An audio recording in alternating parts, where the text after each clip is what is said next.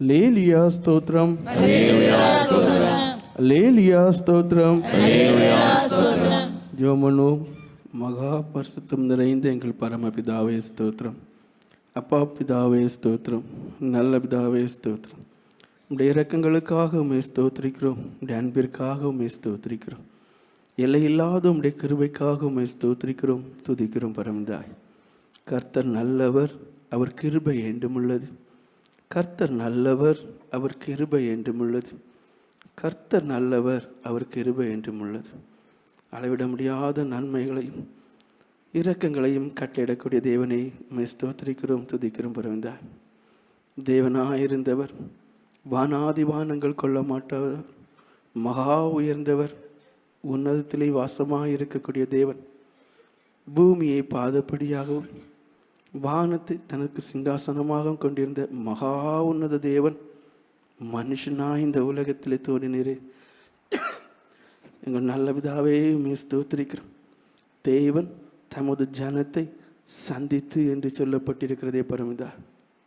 ஆவியாயிருக்கிற தேவன் மனுஷ ரூபம் எடுத்து ஜனங்களோடு இருந்து ஜனங்களுடைய தேவைகளை சந்தித்து பாவ சாபக்கேடுகளில் அவர்களை விடுவித்து பரலோகத்திற்கேற்றவர்களாய் மாற்றுவதற்காக இம்மானுவேலராக இந்த உலகத்திலே வெளிப்பட்ட எங்கள் நல்ல பிதாவே, இந்த நாட்களிலும் நீர் எங்களோடு இருக்கிறீர் என்பதை தெளிவும் திட்டவுமாக எங்களுடைய வாழ்க்கையிலே நாங்கள் உணர்ந்து சாட்சியாக சொல்லத்தக்கவாறு நீர் கூட இருக்கிற தேவன் என்பதை அறிகிறோம். பரமிதாய், ஒவ்வொரு நாள் சூழ்நிலைகளிலும் வாழ்க்கையின் சோதனைகள், உபத்திரவங்கள், நெருக்கங்கள், துன்பங்கள், நஷ்டங்கள், கஷ்டங்கள், இன்பங்கள், சந்தோஷங்கள், பேரின்பங்கள், எல்லா சூழ்நிலைகளிலும் இயேசு என்கிற ஒருவர் எப்பொழுதும் இடைவிடாமல் கூடவே இருக்கிறவர் என்பதை எங்களுடைய வாழ்க்கையிலே தெளிவாய் உணர முடிகிறது. பரமதாய், தேவன் என்று சொல்லி அறிய முடியாதவராக, உணர முடியாதவராக ஒருபோதும் இயேசுவாகிய நீர் இல்லையே. பரமதாய், அப்படிப்பட்டதான உண்மை நாங்கள் தெய்வமாய்க்கொண்டு பணிந்து கொள்ள இந்த தருணத்தை நீர் தந்திரமைக்காக உம்மை ஸ்தோத்திரிக்கிறோம், ஸ்தோத்திரிக்கிறோம், ஸ்தோத்திரிக்கிறோம், ஸ்தோத்திரிக்கிறோம். நல்ல பிதாவே, இதோ இந்த இடத்திலே காணப்படக்கூடிய ஒவ்வொருவருக்காக உம்மை ஸ்தோத்திரிக்கிறோம். பரமிதாய், கிறிஸ்து பிறப்பு பண்டிகையை கொண்டாட வந்திருக்கக்கூடியதான ஒவ்வொருவருக்காக உம்மை ஸ்தோத்திரிக்கிறோம்.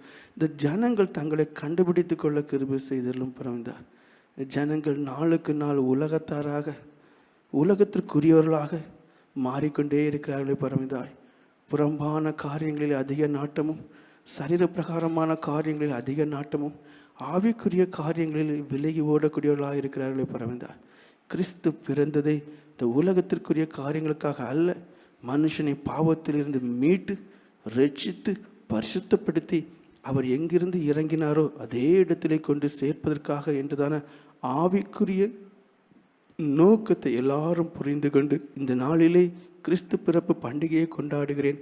ஆனால் அவர் எனக்குள்ளே பிறந்திருக்கிறாரா என்ற ஒரு கேள்வியை கேட்க செய்ய முடியாய் கெஞ்சிரும். பரமிதாய், உணர்வில்லாத ஜனங்கள் ஏராளம். பரமிதாய், ஒவ்வொருவரும் உணர்வடைய செய்ய முடியாய் கெஞ்சிரும்.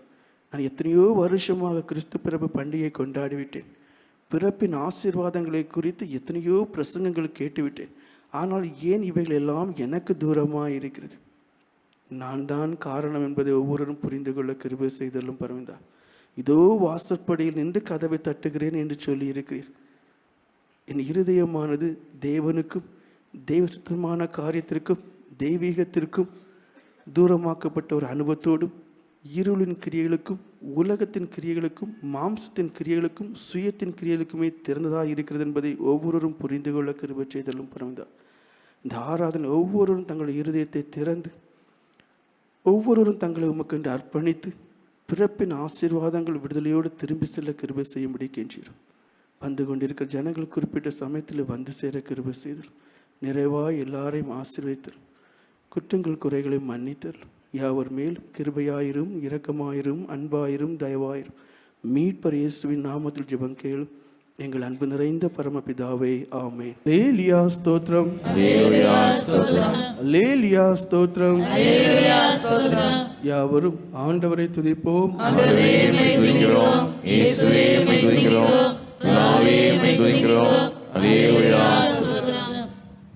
49வது பாடல். பெத்லஹேம் புரதிலே மாட்டு தொழுவத்திலே தேவசுதன் பிறந்தாரே. நம் தேவன் நம் கிறிஸ்து பிறந்தாரே. நம் தேவன் நம் கிறிஸ்து பிறந்தாரே.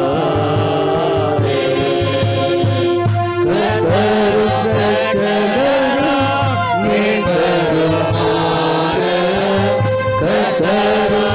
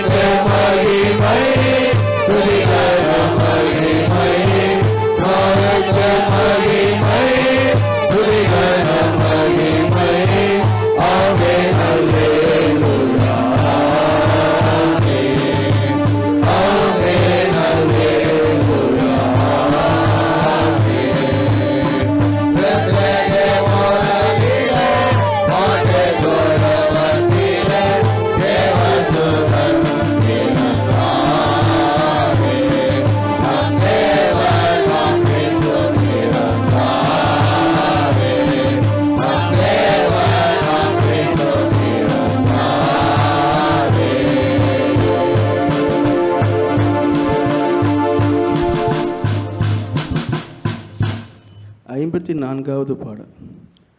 54வது பாடல். தேவதூதர் நாமதேயம் சூட்டி போற்றவே பாவமாம் தீர்க்கநாதர் பண்பாய் கொண்டவே தேவ தேவ மாற்றமே ஆதரிப்போமே நாதர் கிறிஸ்து பிறந்தார் ஓடி ஆடி நாம் பாடி மகிழ்ந்தே தேடி ஓடி நாம் கண்டு களிப்போம் மாடி வீட்டை விட்டு வந்த இயேசுராஜனே நாடி பாதம் விழுமே சத்துருக்கள் வந்த காலம் அச்சை மாறவே எத்தி செய்ய சுத்த சென்று எத்தி போற்றவே நித்திய நாமம் கொண்ட வல்ல ஜீவ தேவன சத்திய நாமம் சுட்டியே ஓடி ஆடி நாம் பாடி மகிழ்ந்தே தேடி ஓடி நாம் கண்டு களிப்போம் மாடி வீட்டை விட்டு வந்த இயேசுராஜனை நாடி பாதம் விழுமே தேவதூத வானுலகில் சேர்ந்து மகிழ்ந்தே பாவ சாபம் தீர்த்தவென்று பண்பாய் நேசித்தே தீய நரகப்பட்டு சாந்தம் கொள்ளவே தேவ பாதம் இறந்தார் ஓடி ஆடி நாம் பாடி மகிழ்ந்தே தேடி ஓடி நாம் கண்டு களிப்போம் மாடி வீட்டை விட்டு வந்த இயேசுராஜனை நாடி பாதம் விழுமே உன்னதத்தில் தேவனுக்கு மகிமை பாடியே என்னிடத்து சமாதானம் என்று அர்த்தமே என்னிடத்தோ தேவ பிரியம் பெற்று வாழவே இயேசு பாலன் பிறந்தார் ஓடி ஆடி நாம் பாடி மகிழ்ந்தே தேடி ஓடி நாம் கண்டு களிப்போம் மாடி வீட்டை விட்டு வந்த இயேசுராஜனே நாடி பாதம் விழுமே சந்தேகங்கள் தந்தவர் கவனித்தையாய் கொண்டே வெற்றகிற சத்திரத்து அன்பன் பாதமே சங்கை செய்து வந்த மகிழ் வேண்டும் தந்தவே மலர் பாதம் பிறந்தார் ஓடி ஆடி நாம் பாடி மகிழ்ந்தே தேடி ஓடி நாம் கண்டு களிப்போம் மாடி வீட்டை விட்டு வந்த இயேசுராஜனை நாடி பாதம் விழுமே வெற்றிடுவோம் வெற்றிடுவோம் பாலன் இயேசுவை வெற்றிடுவோம் மாயலோகம் தேயின் கோட்டையை ஜோதிமய ஜீவனாத தேவ சேவகனே நீதி பாதம் விழுமே ஓடி ஆடி நாம் பாடி மகிழ்ந்தே தேடி ஓடி நாம் கண்டு களிப்போம் மாடி வீட்டை விட்டு வந்த இயேசுராஜனே நாடி பாதம் விழுமே.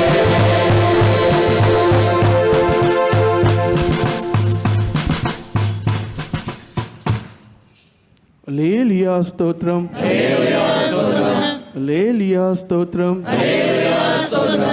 ஜோமனு ஸ்தோத்திரம் பிதாவே ஸ்தோத்திரம் அப்பா பிதாவே ஸ்தோத்திரம் நல்ல பிதாவே ஸ்தோத்திரம் ஆசீர்வாதமான இந்த ஆராதனைக்காக உம்மை ஸ்தோத்திரிக்கிறோம் எங்களோடு இருந்து எங்களை வழி நடத்துகிறவரே உம்மை ஸ்தோத்திரிக்கிறோம் நல்ல பிதாவே இந்த பிறப்பு பண்டிகையை கொண்டாட வந்திருக்கிறதான இந்த ஜனங்கள் சுவிசேஷத்தை ஒரு மனதோடு செவி கொடுத்து கேட்கத்தக்கவாறு நம்பிக்கை உண்டாகத்தக்கவாறு இயேசு பிறந்தார், அவர் இப்பொழுதும் என்னோடே கூட இருக்கிறார், இம்மானுவேல் தேவனாக தேவன் நம்மோடு இருக்கிறார் என்றதான வேத வாக்கியம் பொய்யல்ல, என்னுடைய வாழ்க்கையில் எல்லா சூழ்நிலையிலும் அவர் இருக்கிறார் என்று விசுவாசிக்கத்தக்கதாய், நம்பத்தக்கதாய், தங்களுடைய ஒவ்வொரு நாள் வாழ்க்கையிலும் உணரத்தக்கதாய் நீர் கிரியை செய்யும்படியாய் கெஞ்சிரும் பரவந்தாய். பரலோகத்தின் தேவனே, நீரே ஏதுமற்றதான அடியானுக்கு தெய்வீக ஞானம் புத்தி அறிவை தந்து வாக்கின் ஆவியை கட்டளையிட்டு ஜனங்கள் உணர்கிற விதத்திலே, புரிந்து கொள்கிற விதத்திலே எல்லா மன இருள்களும் நீக்கப்பட்டு ஒளியாக உம்மை பெற்றுக்கொண்டு பரிசுத்த ஜாதியால் ஜீவிக்கத்தக்கவாறு நீர் பேசும்படியாய் கெஞ்சிரும். இந்த விதமான தடைகளையும் ஏற்படாத வண்ணம் நீர் ஒவ்வொரு சுற்றிலும் அக்கினி மதிலும் கோட்டையுமாக இருந்து பாதுகாக்கும்படி கெஞ்சிரும். பேசுகிற அடியானோடும் இருந்து காக்கும்படி கெஞ்சிரும். நல்ல விதாவே, பிறப்பின் சுவிசேஷம் ஒவ்வொருடைய வாழ்க்கையிலும் அது ஒரு பெரிய மாற்றத்தை ஏற்படுத்தக்கூடியதாக இருக்க கிருபை செய்தார். யாவர் மேல் கிருபையாயிரும், இரக்கமாயிரும், அன்பாயிரும், தயவாயிரும். மீட்பர் இயேசுவின் நாமத்தில் ஜெபம் கேளும் எங்கள் அன்பு நிறைந்த பரமபிதாவே, ஆமேன். அல்லேலூயா ஸ்தோத்திரம், அல்லேலூயா ஸ்தோத்திரம். யாவரும் ஆண்டவரை துதிப்போம்.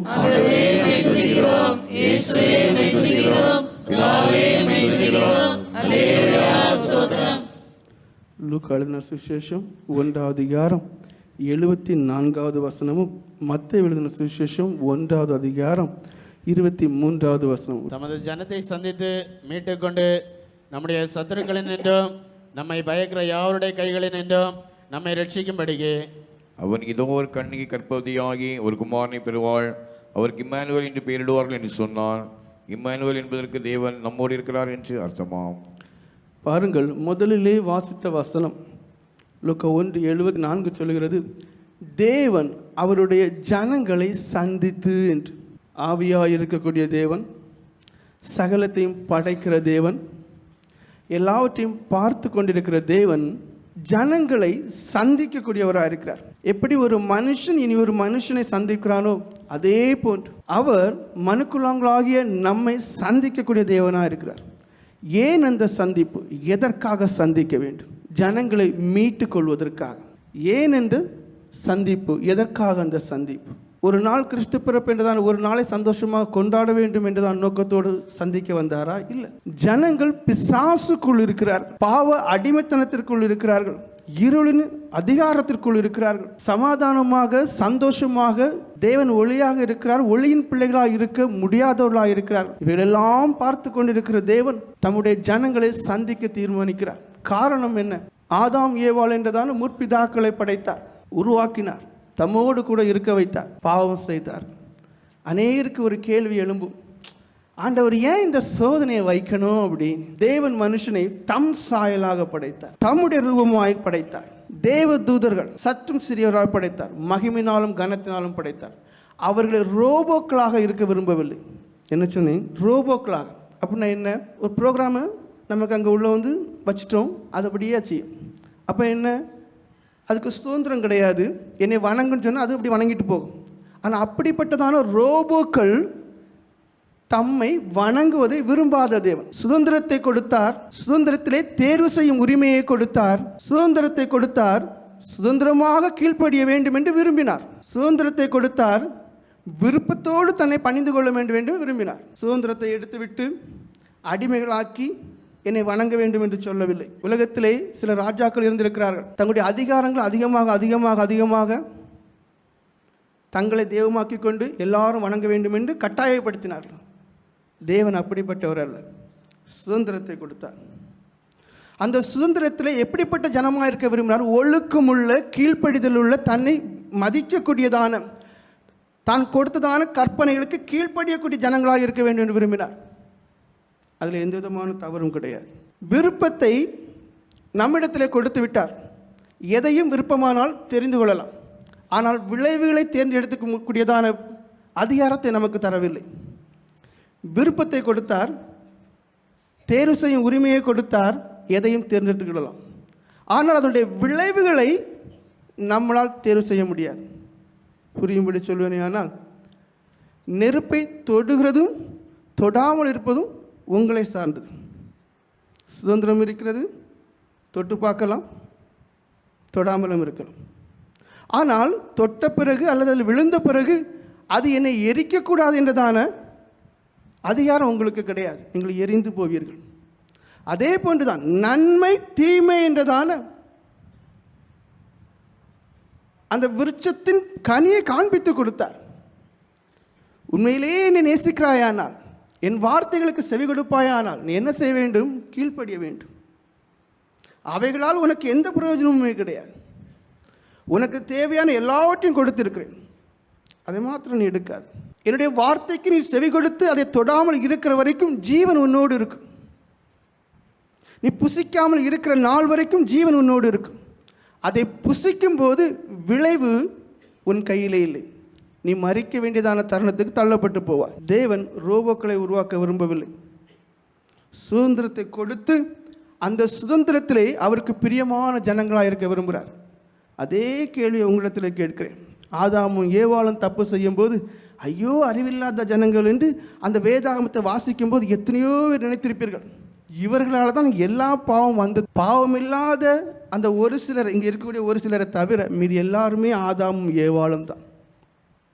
உங்களுக்கும் அதே சுதந்திரத்தை கொடுத்திருக்கிறார். உங்களுக்கும் அதே தேர்வு செய்யும் உரிமையை கொடுத்திருக்கிறார். எதிர்பார்த்து கொண்டே இருக்கிறார், இருதயபூர்வமாக என்னை ஆராதிக்கிறாயா என்று. அந்த சுதந்திரத்தை நீங்கள் என்ன செய்கிறீங்க? பாவத்திற்குள்ளாக்குகிறீர்கள். பாவம் இல்லாதவனாக இருக்கிறேன், என்னை சுத்தமாக்கி கொண்டேன், பரிசுத்தமாக இருக்கிறேன் என்று உங்களிடத்தில் எத்தனை பேர் சொல்ல முடியும்? பல்வேறு சந்தர்ப்பங்கள் சூழ்நிலைகள் வரும்போது தவறுகளை தானாகவே செய்கிறீர்கள். உங்களுக்கும் ஆதாமுக்கும் வித்தியாசம் இல்லை, உங்களுக்கும் ஏவாளுக்கும் வித்தியாசம் இல்லை. தேவன் எப்படிப்பட்ட ஜனத்தை விரும்புகிறார்? இந்த உலகத்தில் இருக்க வேண்டும், அந்த உலகத்திலே அவருக்கு பயப்படக்கூடியவர்களாக இருக்க வேண்டும், அவருடைய கற்பனையில் கீழ்ப்படியக்கூடியவர்களாக இருக்க வேண்டும்.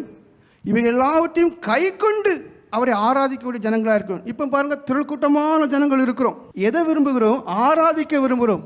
ஆனால் இருதயத்திலிருந்து ஆராதிக்க விரும்புகிறவங்க கிடையாது. இருதயபூர்வமான ஆராதனை என்ன? சோதனைகள், அது பாவ சோதனையாக இருக்கலாம், பலவிதமான நெருக்கங்களாக இருக்கலாம். இவை எல்லாவற்றிலும் யோசேப்பை போன்று தேவன் என்னோடு இருக்கிறார், அவரை நான் எவ்விதத்திலும் வேதனைப்படுத்தக்கூடாது. என் தேவனுக்கு விரோதமாய் பாவம் செய்வது எப்படி?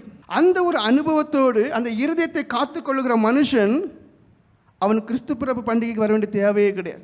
அவன் ஒவ்வொரு நாளும் இருதயபூர்வமாய் ஆராதிக்கக்கூடியவனாக இருக்கிறான். நீங்கள் எப்படிப்பட்டவர்களாக இருக்கிறீர்கள்? உதடுகளிலே தேவனை ஆராதிக்கக்கூடியவர்களாகவும் இருதயமும் தூரமாக இருக்கு. வெளியில் போன பிறகும் பாவம் செய்துட்டு வந்திருப்போம். இத்தனை பேர் வாய்க்கு வந்தவரெல்லாம் பேசியிருப்பாங்கன்னு தெரியாது. தேவன் ஒரு உண்டு என்ற எண்ணமே இல்லாமலே வாழக்கூடியவர் நிறைய பேர் உண்டு. ஆனால் கிறிஸ்து பிறகு பண்டிகை என்ன சொல்கிறது? தேவன் நம்மோடு இருக்கிறார் என்று. ஆதாமும் ஏவாளும் பாவம் செய்தார்கள். சாத்தான், சர்ப்பத்தின் ரூபத்திலே காணப்பட்டதான சாத்தான் அவர்களை வஞ்சித்தான். அப்படி வஞ்சிக்கப்பட்டதான ஜனங்கள், அவருடைய சந்ததியார்கள் எல்லாருமே பாவத்திற்குட்பட்டு போனதுனாலே அந்த ஜனங்களை விடுவிப்பதற்காக தேவன் சர்ப்பத்தின் ரூபத்தில் இருக்கக்கூடிய சாத்தானை பார்த்து ஒரு சவால் விடுகிறார். உன்னை அந்த தேவன் நிச்சயமாக நசுக்குவார், இயேசுவின் நாமத்திலே பிறப்பார் என்றதான ஒரு காரியத்தை சொல்கிறார். ஆதியாகமம் 3ஆம் அதிகாரம் 15ஆம் வசனம் வாசிங்க. உனக்கும் ஸ்திரீக்கும் உன் வித்துக்கும் அவள் வித்துக்கும் பகை உண்டாக்குவேன், அவர் உன் தலையை நசுக்குவார். பாருங்கள், எப்பொழுதோ சொல்லிவிட்டார், அவர் உன் தலையை நசுக்குவார். சந்திக்க வருகிறார். எதற்காக சந்திக்க வருகிறார்? பாவம் செய்து விட்டார்கள். பாவம் செய்த ஜனங்கள் வியாதிப்பட்டு வயதாகி மறிக்க வேண்டும் என்பது தேவனுடைய சித்தமே கிடையாது. தேவனுடைய படைப்பின் திட்டத்திலே மரணம் என்பது கிடையாது. அது எப்படியா நீங்க சொல்றீங்க? நான் ஒரு வசனத்தை சொல்றேன். 1 கொரிந்தியர் 15ஆம் அதிகாரம் 26ஆவது வசனம் வாசிங்க. பரிகரிக்கப்படும் கடைசி சத்துரு மரணம். பாருங்க, இங்க மரணத்தை தேவன் சத்துருவாகவே கருதுகிறார். இங்க மரணத்தை தேவன் எப்படி கருதுகிறார்? சத்துருவாகவே கருதுகிறார். உருவாக்கும் போது, ஆதாமையும் ஏவாளையும் உருவாக்கும் போது இந்த சோதனையில் இவங்க விழணும், இவங்க நாசமா போகணும்னு நினைக்கவே இல்லை தேவன். இப்பவும் உங்களுக்கு சுதந்திரத்தை கொடுத்துருக்காரு. அந்த வார்த்தை திரும்ப திரும்ப சொல்லிட்டே இருக்கு, சுதந்திரம் சுதந்திரம் சுதந்திரம் சுதந்திரம். அதே சுதந்திரத்தை உங்களுக்கு தந்துட்டே இருக்கிற அந்த தேவன், இப்ப அதே சுதந்திரத்தை நீங்க என்ன பண்றீங்க? எல்லா விதத்திலும் நாசமாக்கி கொண்டே இருக்கிறீங்க. இப்படி இருக்கக்கூடியதான ஜனங்களை சந்திக்கிறதுக்கு தேவன் வருகிறார்.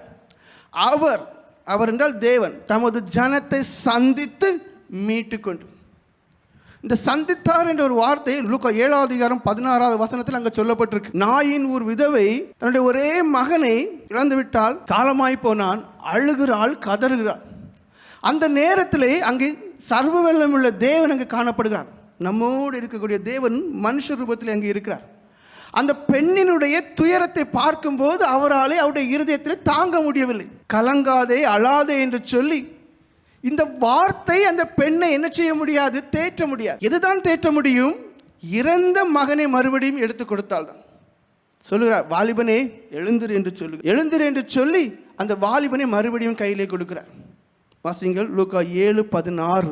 எல்லாரும் பயமடைந்து மகா தீர்க்கதரிசியானவர் நமக்குள்ளே தோன்றி இருக்கிறார் என்றும் தேவன் தமது ஜனங்களை சந்தித்தார் என்றும் சொல்லி தேவனை மகிமைப்படுத்தினார்கள். பாருங்கள், தேவன் அவருடைய ஜனங்களை நம்மை சந்தித்தார். இந்த நாளிலும் கிறிஸ்து பிறப்பு பண்டிகை கொண்டாட வந்திருக்கவங்க எல்லாருக்கும் ஒரே ஒரு காரியத்தை தான் திரும்ப திரும்ப சொல்லணும்னு நினைச்சிருக்கிறேன். வெவ்வேறு வசனங்கள் வெவ்வேறு காரியங்கள் மூலமா தேவன் நம்மோடு இருக்கு. இந்த ஒரு சத்தியத்தை நீங்க ஏற்றுக்கொள்ளணும், புரிந்துகிட வேண்டும், உங்களுடைய வாழ்க்கையில அனுபவிக்கணும். அப்போ தேவன் நம்மோடு இருக்கிறார் என்று சொல்லப்பட்ட அந்த வேத வசனம் சத்தியம், அவர் மனுஷனாய் இல்லாவிட்டாலும் அவருடைய பிரசன்னத்தினாலே, அவருடைய ஆவியினாலே, அவருடைய கிருபையினாலே அவர் நம்மோடு இருந்து வழி நடத்தக்கூடிய தேவனா இருக்கிறார். அல்லேலூயா ஸ்தோத்திரம், அல்லேலூயா ஸ்தோத்திரம். இயேசு இந்த உலகத்திலே பிறந்தார். அது மிக முக்கியமான ஒரு காரியம். நமக்கு எல்லாருக்கும் தெரியும், நம்மளை மீட்கிறதுக்காக. ஆனால் இனி ஒரு முக்கியமான ஒரு காரியம் இருக்கு. எதற்காக தேவன் இந்த உலகத்தில் மனுஷனாய் பிறக்க வேண்டும் என்று. ஒரு குழந்தை பிறந்தது. தகப்பனார் அந்த நேரத்தில் வெளிநாட்டில் இருந்தார். குழந்தையை பார்க்க ஆசைதான், ஆனால் ஒரு சில காரணங்களாலே வர முடியவில்லை. குழந்தை வளர்கிறது.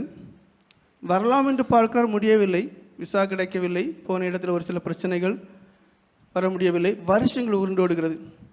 அந்த குழந்தை தாயாரை பார்த்தும், தாயாருடைய தாயார் தகப்பனார்களை பார்த்தும் கேட்குது, அப்பா எப்படி இருக்கும். அப்போ ஒவ்வொருத்தங்களும் என்ன சொல்கிறாங்க? ஒவ்வொரு விதமான கருத்துக்களை சொல்கிறாங்க.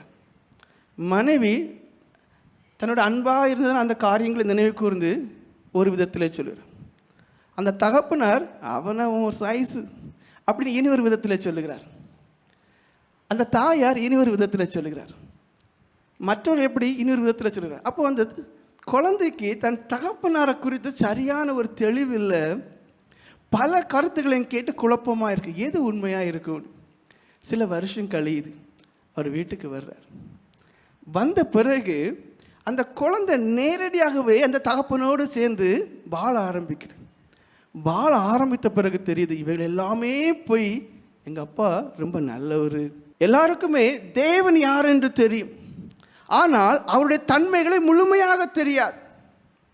இயேசு கிறிஸ்து இந்த உலகத்தில் வெளிப்பட்டதினாலேயே அவர் இரக்கமுள்ளவர், மன்னிக்கிறவர், கிருபை மிகுந்தவர் என்று இன்னும் அதிகமாக, அதாவது யெகோவா தேவன் என்று சொல்லப்பட்டிருக்கிறது, கர்த்தர் என்று சொல்லப்பட்டிருக்கிறது, அநேக நாமங்களிலே அவரை குறித்து சொல்லப்பட்டிருந்தாலும் அந்த தேவன் மனுஷன் எப்படி தான் இருக்கிறார்? தூரமாகவே இருக்கிறார். ஆவியாக இருக்கக்கூடியவர், பயங்கரமானவர், பரிசுத்தர், சேரக்கூடாத ஒளியில் வாசமான, அப்படி சொல்லி தூரமாய் வைத்து விடுகிறோம். ஆனால் இயேசு இந்த உலகத்திலே மனுஷனாக தோன்றின பிறகு தெரிகிறது, இன்னும் நெருக்கமாக நாம் அவரை குறித்து அறிய முடிகிறது. இன்னும் நெருக்கமாக. இப்பொழுது நமக்கு தேவன் என்று சொன்னாலே நம்முடைய சிந்தனையில் வரக்கூடியது எல்லாமே அந்த இயேசு கிறிஸ்து தான். சிலுவையிலே தொங்கக்கூடியதான காட்சி தான், அந்த தெய்வீக அன்பினுடைய வெளிப்பாடு தான் நமக்கு எடுத்த உடனே ஞாபகத்தில் வரும். அப்படியானால் அந்த தேவனை குறித்ததான எண்ணங்கள் நமக்கு இன்னும் அதிக புரிதலாகவே இருக்கு. யோவான் சுவிசேஷம் 1:18 வாசிங்கள். தேவனை ஒருவனும் ஒரு காலம் கண்டதில்லை. பாருங்கள், தேவனை ஒருவரும் ஒரு காலம் கண்டதில்லை. பிதாவின் மடியில் இருக்கிற ஒரே பேரான குமாரனே அவரை வெளிப்படுத்தினார். இயேசு கிறிஸ்துடைய பிறப்பு மிக முக்கியமான காரியங்கள் நிறைய உண்டு. அதுல ஒரு காரியம் என்ன? தேவனை இன்னும் அதிகமாக நாம் அவரை என்ன செய்ய முடியும்? அறிந்து கொள்ள முடியும். தேவனை ஒருவனும் ஒரு காலம் கண்டதில்லை. பிதாவின் மடியில் இருக்கிற ஒரே பேரான குமாரனே அவரை இந்த உலகத்திலே வெளிப்படுத்தினார். அந்த சிறு குழந்தைக்கு தகப்பனோடு உள்ளதான உறவு கிடைத்த பிறகு தெரியுது, அவங்க எல்லாம் சொன்னது போய். அப்ப அநேக காரியங்கள் நமக்கு தெரிஞ்சிருந்தாலும் கூட இயேசுவை குறித்து அறியும் போது இன்னும் நெருக்கமாக அவரோட சேர முடிகிறது, அவரை அறிந்து கொள்ள முடிகிறது. யோவான் சுவிசேஷம் 14:7 வரைக்குள்ள வசனங்களை வாசிங்க. என்னை அறிந்தீர்களானால் என் பிதாவை அறிந்திருப்பீர்கள். பாருங்க, அவர் என்ன சொல்றாரு? நான் ஏன் இந்த உலகத்துல வந்தேன்? இதுவரைக்கும் யெகோவா தேவன் யெகோவா தேவன் சொல்லி பலிட்டெல்லாம் இருக்கிறீங்களே, அந்த அதரிசமான அந்த ஆவியாக இருக்கக்கூடியதான அந்த தேவனுடைய தற்ஸ்வரூபம் நான் தான். என்னை அறிந்தீர்களானால் என் பிதாவையும் அறிந்திருப்பீர்கள். இது முதல் நீங்கள் அவரை அறிந்தும் அவரை கண்டும் இருக்கிறீர்கள் என்றார். எவ்வளோ ஷார்ப்பா சொல்றாரு பாருங்க. நான் தான் என் தேவன். அந்த தேவனோடு இருந்தவர் நான் தான். அவருடைய மடியில் இருந்ததான அந்த குமாரன் நான் தான். என்ன காண்றீங்களா? என்னை அறிந்து கொள்ள முடிகிறதா? என்னோடு கூட வாழக்கூடிய பாக்கியம் இருக்குதா? நீங்க தேவனோடு இருக்கக்கூடியதான பாக்கியத்தை அடைந்து கொண்டீர்கள். பிலிப்பு அவரை நோக்கி, ஆண்டவரே, பிதாவை எங்களுக்கு காண்பியும், அது எங்களுக்கு போதும் என்றார். பாருங்க, அவர் தெளிவா சொல்லிட்டார். சொன்னதை இன்னும் பிலிப்புக்கு புரிஞ்சுக்கிட்ட தெரியல. அவர் சொல்றாரு, ஏன் நீ என்னைய பார்த்தா பிதாவை பார்த்தது நீ. அவருக்கு இன்னும் புரியல. சொல்ற பிதாவை எனக்கு காண்பியும் நீ. அதற்கு இயேசு, பிலிப்புவே, இவ்வளவு காலம் நான் உங்களுடனே கூட இருந்தோம், நீ என்னை அறியவில்லையா? பாருங்க, இவ்வளவு காலம் நான் உங்களுடனே கூட இருந்தும் நீ என்னை தேவன் என்று அறியவில்லையா? என்னை கண்டவன் பிதாவை கண்டான்.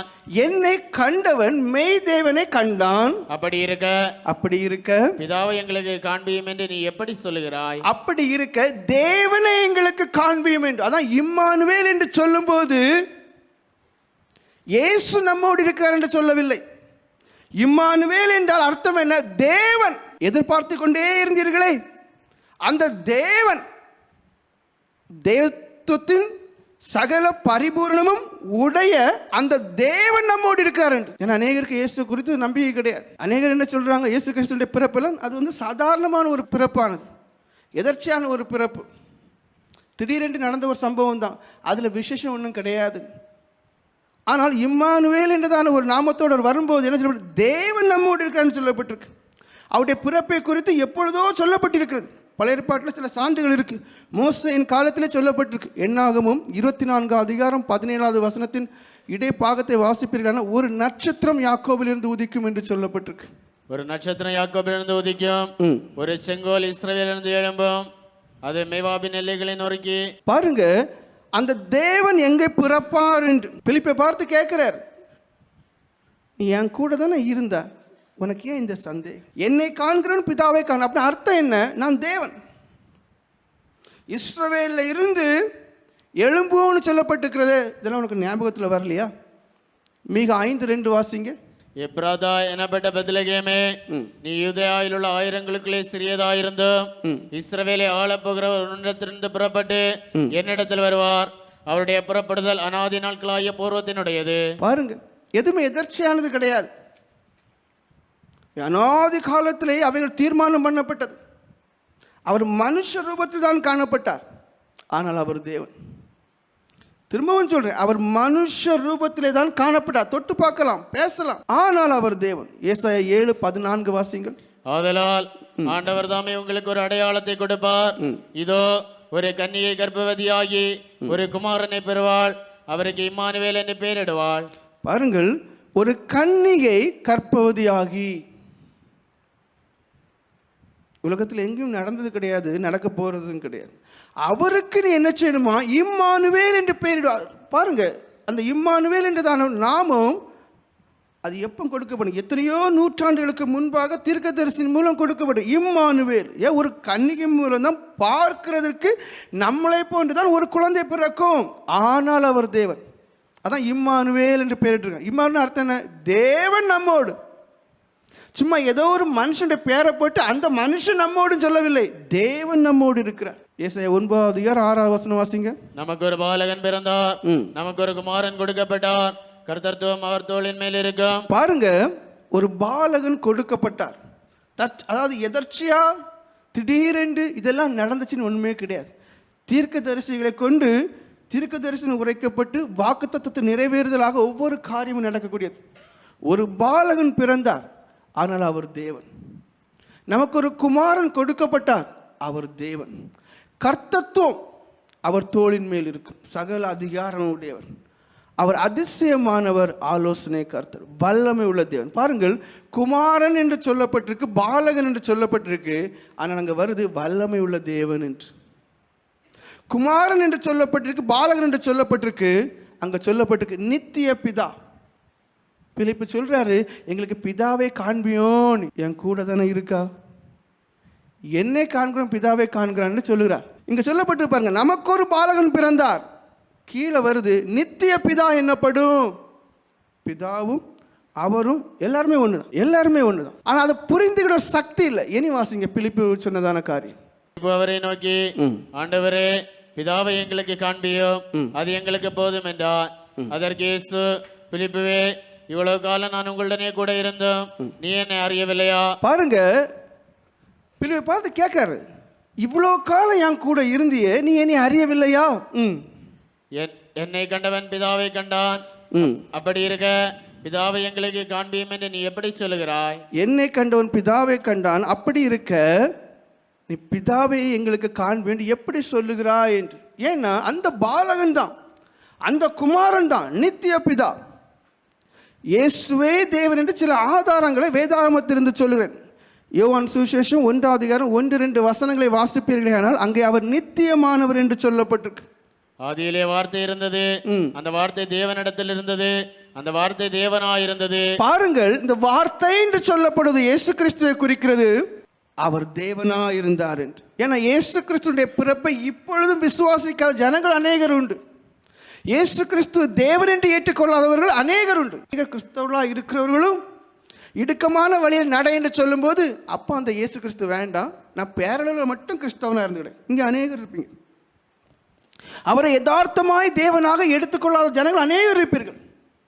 ஆனால் அந்த இயேசுதான் தேவன். அவர் தேவனாக இருந்தது. அவர் ஆதியிலே தேவனோடு இருந்தார். பாருங்கள், அவர் ஆதியிலே தேவனோடு இருந்தார் என்று. அடுத்த வசனம் வாசிங்க. சகலமும் அவர் மூலமாய் உண்டாயிற்று. பாருங்கள், உலகத்தை அவர் தான் படைத்தார். உலகம் அவரால் படைக்கப்பட்டது, அவருக்காக படைக்கப்பட்டது. உண்டானதொன்றும் அவராலே அல்லாமல் உண்டாகவில்லை. சகலத்தை இப்ப இயேசு என்று சொல்லும்போது நமக்கு ஏதோ இப்ப தோன்றி கொஞ்ச நாள் வாழ்ந்து அம்பரும் மறித்து அதுக்கு பிறகு சிலுவையிலே தொங்கி நமக்காக மறித்து அப்படி போனார் நினைச்சுக்கிடும். இல்லை, அவர் ஆதியில் இருந்தவர், ஆதியில் இருந்தவர். அவர் தான் தேவன். படைப்பிற்கு எல்லாம் காரணம் அவர் தான். யோவான் சுவிசேஷம் 14 வாசிங்க. நான் பிதாவிலும் பிதா என்னிலே இருக்கிறது நீ விசுவாசிக்கிறது இல்லையா? நான் உங்களுடனே சொல்லுகிற வசனங்களை என் சுயமாய் சொல்லவில்லை, என்னிடத்தில் வாசமாயிருக்கிற பிதாவானவரே இந்த கிரியைகளை செய்து வருகிறார். பாருங்கள், நான் பிதாவோடும் பிதா என்னோடு இருக்கிறார். தான் தேவன் என்பதை வேதாகம் தெளிவாக நமக்கு காண்பிக்கிறது. ஆனால் அநேகருக்கு எப்படி தான் என்ன இருக்கு, அவர் மாம்சத்தில் உருவான ஒருவர், அவ்வளவுதான். கொலோசியர் 1:15 வாசிங்க. அங்கே சொல்லப்பட்டிருக்கு, ஆவியா இருக்கக்கூடியதான் அந்த தேவன் நமக்காக ரூபம் எடுத்தார். அவர் அதரிசனமான தேவனுடைய தர்சுரூபமும் சர்வ சிருஷ்டிக்கும் முந்தின பேருமானவர். பாருங்கள், அவர் அதரிசனமான காணக்கூடாதான அந்த தேவனுடைய ரூபமாக இருக்கிறார் நமக்கு. அதான் ஏற்கனவே சொல்லிட்டு உங்களுக்கு புரியுறதுக்கான சொல்லிட்டு, அந்த குழந்தைக்கு தன்மை. குழந்தை கேட்குது, அப்பா எப்படி இருப்பார், அப்பா எப்படி இருப்பார், கருப்பாக இருப்பார், சோப்பாக இருப்பார், வெள்ளையாக இருப்பார், அவர் குணம் இப்படி அப்படி அப்படி அப்படின்னு. சரி, காத்து காத்து காத்து காத்து இருக்குது. கடைசி அந்த தகப்பனோடு இடைப்படக்கூடிய ஒரு காலம் வரும்போது தெரியுது, அதெல்லாம் பொய்யா, எங்கள் அப்பா இப்படி தான் இருப்பார். அந்த தேவனோடு உள்ள உறவை அதிகப்படுத்துறதுக்காகத்தான் அவர் இந்த உலகத்தில் நினைச்சிற மனுஷனாக தோன்றுறார், நமக்காக ரூபம் எடுக்கிறார். கொலோசியர்கள் நிருபம் 2:9 வாசிங்க. ஏனென்றால் தேவத்துவத்தின் பரிபூரணமெல்லாம் சரீர பிரகாரமாக அவருக்குள் வாசமாயிருக்கிறது. இந்த வசனத்தை எதுக்கு இந்த இடத்துல எடுத்தோம்னா, தேவன் என்று சிலர் நம்புவாங்க, ஆனால் அவர் அந்த பிதாவாகிய தேவனை போல இல்லை, எல்லா தன்மைகளும் உடையவராக இருக்க முடியாது. மனுஷ ரூபத்தில் இருந்தார், இல்லை, அவர் மனுஷர் தான். அதே நேரத்தில் தேவத்துவத்தின் சகல பரிபூர்ணங்களும் உடையவராக இருந்தார். ஒரு தேவனால என்ன கூடுமோ அவையெல்லாம் அவரால் கூடும். அவர் தேவன், அதில் எந்த மாற்றமே கிடையாது. இயேசு தேவன் என்று அதனால தான் வேதாகமத்தில் தெளிவும் திட்டமாக சில வசனங்கள் சொல்லப்படும். இப்போ இதுவரைக்கும் நான் சொன்ன காரணம், அவர் தேவனின் தன்மையை உடையவர் என்று சொன்னேன். இதை யதார்த்தமாய் விசுவாசித்ததான பரிசுத்தவான்கள் வேதாகமத்திலே அவர் தேவன் என்றே எழுதியிருக்கிறார்கள். ரோமர்கள் நிருபம் 9:5 இடைப்பாகும். இவர் என்றென்றைக்கும் ஸ்தோத்திரிக்கப்பட சர்வத்துக்கும் மேலான தேவன். பாருங்கள், அவரை ஸ்தோத்திரிக்க நம்ம எப்படிப்பட்டவங்களா இருக்கோம், கடனாளிகளாக இருக்கும். ஏன், அவருடைய இரக்கங்கள் அவ்வளோ பெரிதாக இருக்கிறது. ஒவ்வொரு நாளும் அனுபவிக்கிறீங்க. நான் எப்போவுமே சிலர் கேட்டால் சொல்லுவேன், கஷ்டமான நேரங்களையும் ஸ்தோத்திரம் சொல்லி போலவங்க அப்படின்னு. ஏன்னா அவர் அந்த நேரத்துலையும் கூட இருக்கிறார், அதுக்கும் ஒரு வழி திறந்து வச்சிருக்கிறார். ஏன்னா எனக்கு நல்லாவே தெரியும், எனக்கு மேலே ஒருத்தர் இருக்காரு, அவருக்கு பேர் இயேசு கிறிஸ்து. அவர் தேவன் என்பதை 100% நம்பக்கூடியவர். இவர் என்றென்றைக்கும் ஸ்தோத்திரிக்கப்பட்ட சர்வத்திற்கும் மேலான தேவன். என்னால் முடியாது, அவர் செய்வார் என்றதான விசுவாசம். அவர் செய்து முடிக்கிறார், நான் ஸ்தோத்திரம் மட்டும் சொல்கிறேன். அவர் அதுக்கு தகுதி உடையவர் என்று சொல்லப்பட்டு தீத்துக்குழு நிருபம் 2:13 சொல்லுது, அவர் மகாதேவன் என்று. வாசிங்கள். நான் நம்பி இருக்கிற ஆனந்த பாக்கியத்துக்கும் மகாதேவனும் நமது ரட்சகருமாகிய இயேசு கிறிஸ்துவினுடைய மகிமையின் பிரசன்னமாவதற்கும் எதிர்பார்த்து கொண்டிருக்கும்படி நமக்கு போதிக்கிறது. அதை ஏன் அந்த ஆதி காலத்தில் அந்த பரிசுத்தவான்கள் எல்லாம் இயேசுக்காக உயிரை விட்டாங்கன்னா, அவங்களுக்குள்ள இருதயத்தின் ஆழத்தில் உறுதி இருந்துச்சு, இவர் தான் தேவன். அந்த தேவன் என்று சொல்லக்கூடியதான தன்மையை குறித்தான உணர்வு கிடையாது. நான் கிறிஸ்தவனா இருக்கிறதுனால நான் போறேன் வாரேன், ஆனால் அவர் தான் தேவன், அவருக்காக நான் வாழணும், அவருக்காகவே வாழ்ந்து இந்த உலகத்தில் ஜீவிக்கணும், அந்த எண்ணம் கிடையாது. ஆனால் ஆதி சபையாருக்கு எப்படிப்பட்டதான உறுதி இருந்துச்சு, இயேசுதான் யா தேவன், அவருக்காக மறிக்கணும், அவருக்காக வாழணும், எனக்காக இல்லை. அந்த ஒரு எண்ணம் அவர்களுக்குள்ள இருந்துச்சு. காரணம் என்ன? இயேசு யாருக்கு வெளிப்பாடு அவருக்குள்ள இருந்துச்சு. எவ்வளவு தெளிவா சொல்றாங்க பாருங்க. அவர் மகாதேவன். நம்ம தேவன் என்று ஏற்றுக்கிறதுக்கே கொஞ்சம் அப்படி இருக்கும். சில சந்தர்ப்ப சூழ்நிலை வரும்போது அவங்க என்ன செய்வாங்க, அப்படியே மாறி வேற வழி பார்த்து போயிடுவாங்க, வேற பரிகாரத்தை தேடுவோம், விசுவாச குறைவோடு காணப்பட்டு வேற காரியங்களை ஈடுபடுவோம். காரணம் என்ன? இயேசு தேவன் எனக்குள்ள கிரியை செய்வார், அவர் வல்லமை உள்ளவர் என்பதை விசுவாசிக்க திராணி இல்லை. அதனால தான் என்ன பண்றோம், பல காரியங்களை பலருடைய ஆலோசனையின்படி உலகத்தார் கேட்டபடி செஞ்சு கொடுத்துட்டே இருக்கும். இயேசுவால முடியும், இயேசு கிறிஸ்துவால முடியும். அவர் கண்மலை, அவர் சொன்னார், எப்படி சொன்னார், இந்த கண்மலையை பார்த்து விசுவாசத்தோடு பெயர்ந்து கடலுக்கு போகும்னு சொன்னார். அப்படின்னு அர்த்தம் என்ன? அந்த கண்மலைங்கிறது உங்களுடைய வாழ்க்கையில் ஒவ்வொருவருக்கும் ஏற்படக்கூடியதான தடைகள். அது எதுவாக இருந்தாலும் இயேசுவின் நாமத்தின் மீது விசுவாசம் உடையவர்களாக இருப்பீர்களே ஆனால் அவர் மகாதேவன், அவர் என்னை ரட்சிக்கக்கூடியவர், விடுவிக்கக்கூடிய விசுவாசம் இருக்குமே ஆனால் உங்களுக்கு அதிக நிச்சயமா என்ன உண்டு, விடுதலை உண்டு. ஆனால் இப்போ என்ன இல்லை, அந்த விசுவாசம் தான் இல்லை. ஏன் இந்த விசுவாசம் இல்லை? இயேசு யாருன்னு தெரியும், சிலுவையில் தொங்குனாருன்னு தெரியும். அவர் எனக்காக தொங்குனாரானா 2000 வருஷத்துக்கு முன்னாடி தொங்குனார். அவரால் இதெல்லாம் கூடுமா? கூடுன்னு சிலர் சொல்றாங்க, எனக்கு அதெல்லாம் நம்பிக்கை இல்லை. இப்படிதான் ஜனங்கள் என்ன செய்யறாங்க, திரள் கூட்டமாக இருக்கிறார்கள் பேர் கிறிஸ்தவர்கள். இயேசு தான் தேவன், அவர் மகாதேவனும் நம்முடைய இரட்சகருமாக இருக்கிறார் என்று வேதம் சொல்லுது. 1 யோவான் 5:20 கடைசி பாகம் அவர் எவ்வளவு தெளிவா யோவான் அப்போஸ்தலர் சாட்சி கொடுக்கிறார் தெரியுமா? கிறிஸ்து தான் தேவன். என்ன சொல்றாரு பாருங்க, இவரே மெய்யான தேவனும் நித்திய ஜீவனுமாக இருக்கிறார். சாட்சி கொடுக்க முடியுமா? உங்களால கிறிஸ்து பிறகு பண்டிகை கொண்டாட வந்திருக்கிறோமே, அந்த இயேசுக்காக சாட்சி கொடுக்க முடியுமா? தொடக்கத்திலிருந்து வாசிங்க. அன்றியும் நாம் சத்தியமுள்ளவரை அறிந்து கொள்வதற்கு தேவனுடைய குமாரன் வந்து நமக்கு புத்தியை தந்திருக்கிறார் என்று அறிவோம். நீங்க அறிந்து கொள்ளணும், புத்தியில தெளிவடையணும், தெளிந்த புத்தியுள்ளவர்களாக இருக்கணும். உயிருக்கு மேல இயேசுவை மறுதலிக்காத அனுபவத்திற்காக அவர் நோக்கி கெஞ்சணும். அதான் ஐயா கிறிஸ்தவ வாழ்க்கை. கிறிஸ்து பிறப்பு ஒரு நாள் நல்லா ஹாயா கொண்டாடிட்டு நான் கிறிஸ்தவன் என்று சொல்றது இல்லை. அவருக்காக ஒரு வாழ்க்கை வாழணும். அந்த வாழ்க்கை எப்படிப்பட்ட வாழ்க்கை?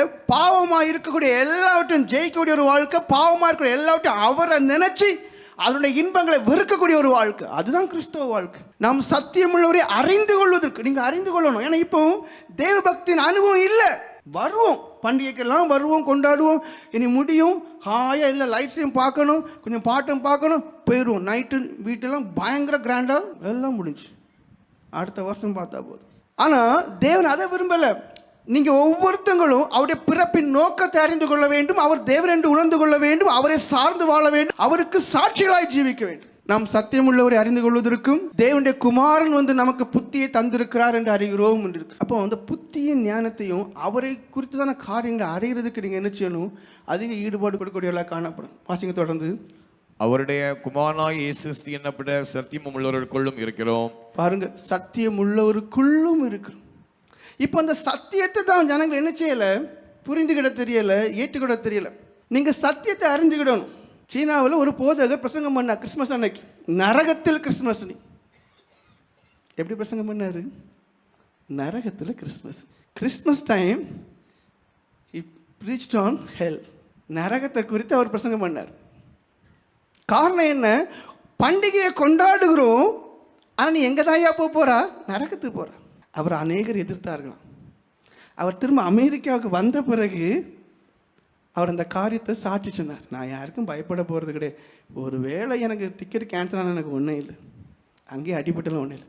ஆனால் கொண்டாட வந்தக்கூடியதான ஜனங்கள் பரலோகத்தில் கொண்டாடக்கூடிய பாக்கியம் வேணும், இன்னைக்கு மாத்திரம் இல்லைங்கிறதான உணர்வு. அதான் எங்களுடைய எண்ணங்களும் கூட. இயேசுன்னு சொல்கிறீங்க, அவர் தேவன் என்று சொல்லுவீங்க இது வரைக்கும், சோதனை வராமல் இருக்கிற வரைக்கும். சோதனை வரும்போது என்ன பண்ணுறோம்? அப்படியா, அப்புறம் அந்த பரிகாரத்தையும் பார்ப்போம், அவங்க சொன்னதையும் கேட்போம். அப்படின்னு அர்த்தம் என்ன? அவர் மகா தேவன் என்று நீங்கள் ஏற்றுக்கொள்ளவில்லை, அவர் சர்வ வல்லமையுள்ள தேவன் என்று நீங்கள் ஏற்றுக்கொள்ளவில்லை, அவரால் எல்லாம் கூடும் என்று நீங்கள் ஏற்றுக்கொள்ளவில்லை, அவரை மெய்யான தேவன் என்று நீங்கள் ஏற்றுக்கொள்ளவில்லை, அவரிடத்தில் தான் நித்திய ஜீவன் இருக்கு என்று ஏற்றுக்கொள்ளவில்லை. கடமைக்கு கிறிஸ்தவர்களாக இருக்கிறீங்க, மேலே போக முடியுமா? முடியாது. இயேசு தேவன் என்று அவருடைய கிரியைகள் நிமித்தம் சில காரியங்களை வசனங்களை சொன்னேன். இயேசுவே தேவன், மெய்யான தேவன், நித்திய தேவன், ஜீவனை கொடுக்கிறவர், இப்படிப்பட்டதான சாட்சி கொடுத்ததான வேத வசனத்தை சொன்னேன். அடுத்தது இயேசுவே தன்னை தேவன் என்று சொன்னதான காரியங்களை சொல்லு. யோவான் சுவிசேஷம் 10ஆம் அதிகாரம் 30-33 வரைக்கும் வசனங்களை வாசிங்க. நானும் பிதாவும் ஒன்றாயிருக்கிறோம் என்றார். பாருங்கள், யூதர்களை பார்த்து சொல்றார், நானும் பிதாவும் ஒன்றாயிருக்கிறோம் என்றார். அப்படின்னு அர்த்தம் என்ன? நான் தான் தேவன். பிதா தேவனாய் இருப்பாரையானால் அந்த தேவன் நான் தான். ஆபிரகாமின் தேவன், ஈசாக்கின் தேவன், யாக்கோபின் தேவன் என்று ஒருவர் சொன்னாரே, அந்த தேவன் நான் தான். நானும் பிதாவும் ஒன்றாயிருக்கிறோம். அப்பொழுது யூதர்கள் மறுபடியும் அவர் மேல் கல்லறையும்படி கல்லுகளை எடுத்துக்கொண்டார்கள். பாருங்க, இங்க நான் தான் தேவன் என்று சொல்லுகிறார், கல் எடுக்கிறாங்க. இயேசு அவர்களை நோக்கி, நான் என் பிதாவினாலே அநேக நற்கிரியைகளை உங்களுக்கு காண்பித்தேன், அவைகளில் எந்த கிரியைகளை நிமித்தம் என்மேல் கல்லெறிகிறீர்கள் என்றார். யூதர்கள் அவருக்கு பிரதியுத்தரமாக, நற்கிரியைகளை நிமித்தம் நாங்கள் உம்மேல் கல்லெறிகிறதில்லை, நீர் மனுஷனாயிருக்க உம்மை தேவன் என்று சொல்லி இவ்விதமாக தேவதூஷணம் சொல்லுகிறபடியினால். பாருங்கள், நீர் மனுஷனாயிருக்க, அதுதான் இப்ப குழப்பமே. அவர் மனுஷனா பிறந்தார், அவர் எப்படி தேவனா இருக்க முடியும்? சகல பரிபூர்ணங்களும் அவரிடத்தில் இருக்கு, உலகத்தை உருவாக்குனவரே அவர் தான். இப்ப எப்படிப்பட்ட எண்ணம் இருக்கு? நீர் மனுஷனா இருக்க உம்மை தேவன் என்று எப்படி சொல்ல முடியும்? நீர் எப்படி சொல்றீரு? 37-38 வசனங்களை வாசிங்க. என் பிதாவின் கிரியைகளை நான் செய்யாதிருந்தால். பாருங்கள், நானும் பிதாவும் ஒன்றா இருக்கிறோம். ஒரு பிதாவின் கிரியைகள், ஒரு தேவனுடைய கிரியைகளை நான் செய்தானாக வேண்டியிருக்கு. நான் செய்கிறேன், நீங்கள் என்னை விசுவாசிக்க வேண்டியதில்லை. செய்தேனே ஆனால் நீங்கள் என்னை விசுவாசியாதிருந்தாலும் பிதா என்னிலும் நான் அவரிலும் இருக்கிறது நீங்கள் அறிந்து விசுவாசிக்கும்படி அந்த கிரியைகளை விசுவாசியுங்கள் என்றார். அவர் என்ன சொல்றாரு பாருங்க, நான் சொல்ற வார்த்தையால் என்ன செய்ய முடியல, ஏற்றுக்கொள்ள முடியல. நான் தான் தேவன் என்று சொல்றத உங்களால ஏற்றுக்கொள்ள முடியல. கொஞ்சம் வெயிட் பண்ணு. மனுஷனால் செய்ய முடியாத எல்லா காரியங்களும் நான் செய்கிறேன்னு காற்ற அதற்று. பிசாசுகள் எனக்கு பயங்கிறது. மரணங்கிறது ஒரு மனுஷனுடைய முடிவா இருக்கு, நான் தான் தொடக்கமா வைக்கிறேன். லாசர் வெளியவா, மனுஷன் வாரம். வாலிபனை எழுந்திரு, சிறு பெண்ணை எழும்பிரு, அது எழும்புது. என்னுடைய கிரியைகளை பார்த்தாவது நீங்க என்ன செய்யுங்க, விசுவாசிங்கள் என்று சொல்லுகிறார், தன்னை தேவன் என்று சொல்லுகிறார். அடுத்து ஏற்கனவே உங்கள்கிட்ட சொன்னேன், யோவான் 14ஆம் அதிகாரம் 7-9 வரைக்கும் பிலிப்பு கேட்கிறாரு, பிதாவை காண்பேன், என்னை பார்க்கல, நான் தான் தேவன்ட்டார். அப்ப தன்னை தேவன் என்று சொல்லுகிறார். ஒருபடி மேலே போய் தன்னை வணங்குவதற்கும் தன்னை பணிந்து கொள்வதற்கும் அவர் அனுமதி கொடுக்கிறார். ஏன் இந்த வார்த்தையை சொல்றேன், அனுமதி கொடுக்கிறார் என்றால், மத்தேயு எழுதின சுவிசேஷம் 4ஆம் அதிகாரம் 10ஆம் வசனத்துல அவர் சாத்தானை பார்த்து சொல்றார், தேவன் ஒருவரை தவிர ஒருத்தருக்கும் பணியக்கூடாது என்று சொல்லுகிறார். வாசிங்க. அப்பொழுது இயேசு, அப்பாலே போ சாத்தானே, அப்பாலே போ சாத்தானே, எல்லா வழிபாடும் இயேசுவை தவிர, மெய் தேவனை தவிர நீங்கள் பணிந்து கொள்ளக்கூடிய எல்லாமே சாத்தானுக்கு. அப்பாலே போ சாத்தானே என்றார். இயேசு கிறிஸ்துவை தவிர நீங்க வேற ஏதேனும் ஒரு காரியத்துல நாட்டம் வைத்து பணிந்து கொள்வீர்களே ஆனால் நீங்க கிறிஸ்தவம் கிடையாது. இங்க இயேசு கிறிஸ்து என்ன சொல்றார், அப்பாலே போ சாத்தானே என்று சொல்றார். உன் தேவனாகிய கர்த்தரை பணிந்து கொண்டு. யாரை மட்டும்தான் பணிந்து கொள்ளணும்? இயேசுவை மாத்திரம் தான் பணிந்து கொள்ளணும், தேவனை மாத்திரம் தான் பணிந்து கொள்ளணும், வேற யாரையும் முடியாது, கூடாது. அவர் ஒருவருக்கே, அந்த ஒருவர் அது இயேசு. அப்ப பிதா ஒருவருக்கே என்று சொல்லக்கூடியதான அந்த இயேசு தான் அந்த பிதாவும் கூட. இப்போ பிதா ஒருவருக்கே நீ ஆராதனை செய்யணும்னு சொல்லிட்டு இவர் தேவனா இல்லாவிட்டால் தன்னை பணிந்து கொள்ளக்கூடியதை அவர் ஏற்றுக்கொள்ள மாட்டார். ஆனால் 3 இடத்துல அவரை பணிந்து கொள்கிறார்கள். அது சொல்றேன் பாருங்க. மத்தேயு சுவிசேஷம் 2ஆம் அதிகாரம் 11ஆம் வசனம் வாசிங்க. அது குழந்தையா இருக்கும்போது மத்தேயு 2:11 வாசிங்க. அவர்கள் அந்த வீட்டுக்குள் பிரவேசித்து பிள்ளையையும் அதன் தாயாகிய மரியாளையும் கண்டு சாஷ்டாங்கமாய் விழுந்து அதை பணிந்து கொண்டு. பாருங்க, இங்கதான் முக்கியம். அது யாரை குறிக்குது?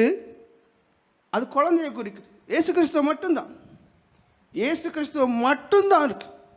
சாஷ்டாங்கமாய். யாரையா இவர்கள்? ஞானிகள், ராஜாக்களுக்கும் மேலானவர்கள், ஒரு நாட்டை நடத்த தேவையான ஆலோசனையை கொடுக்கக்கூடியவர்கள். என்ன பண்றாங்க பாருங்க, சாஷ்டாங்கமாய் விழுந்து அவர்களே என்று இல்லை, ஒன்றுக்கு மேற்பட்டவங்க ப்ளூரல் ஆயிரும், பன்மையாயிரும். புரிஞ்சுக்கிடுங்க. அதை குழந்தையை பணிந்து கொண்டு என்று இருக்கு. மத்திய எழுதின சுவிசேஷம் 14ஆம் அதிகாரம் 32, 33 வசனங்களை வாசிங்க. அவர்கள் படவில் ஏறின உடனே காற்று அமர்ந்தது. அப்பொழுது படவில் உள்ளவர்கள் வந்து மெய்யாகவே நீர் தேவனுடைய குமாரன் என்று சொல்லி அவரை பணிந்து கொண்டார்கள். பாருங்க, இந்த சம்பவம் உங்களுக்கு எல்லாருக்குமே தெரியும். படகுல சீஷர்கள் அப்போஸ்தலர்கள் என்ன பண்றாங்க? கடல்ல பயணம் பண்ணிட்டு இருக்கிறாங்க. இயேசு கிறிஸ்து நடந்து வந்துட்டு இருக்கிறார் கடல் மேல். அதை பார்த்து பேதுரு அப்போஸ்தலர் நான் நடந்துட்டு போ. மூழ்கிறாரு மனுஷன்.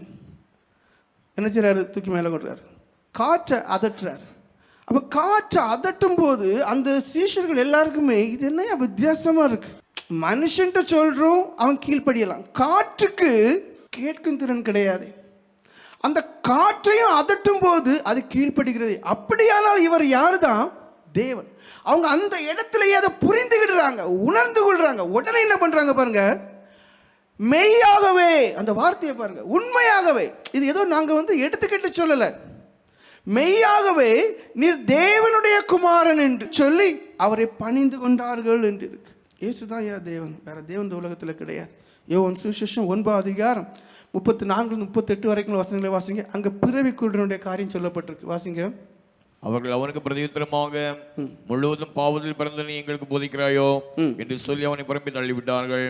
அவனை அவர்கள் புறம்பே தள்ளிவிட்டதை இயேசு கேள்விப்பட்டு, அதாவது இது பிறவிலேயே குருடா இருக்கிற ஒரு மனுஷனுக்கு பார்வைங்கிறது அவனுடைய வாழ்க்கையில ஒரு காலமும் வரப்போறதே கிடையாது. ஆனா அப்படிப்பட்ட ஒரு சந்தர்ப்பத்தில் இயேசு அவர் தேவனா இருக்கிறதுனால முடியாது என்பது தேவனால ஒண்ணுமே கிடையாது.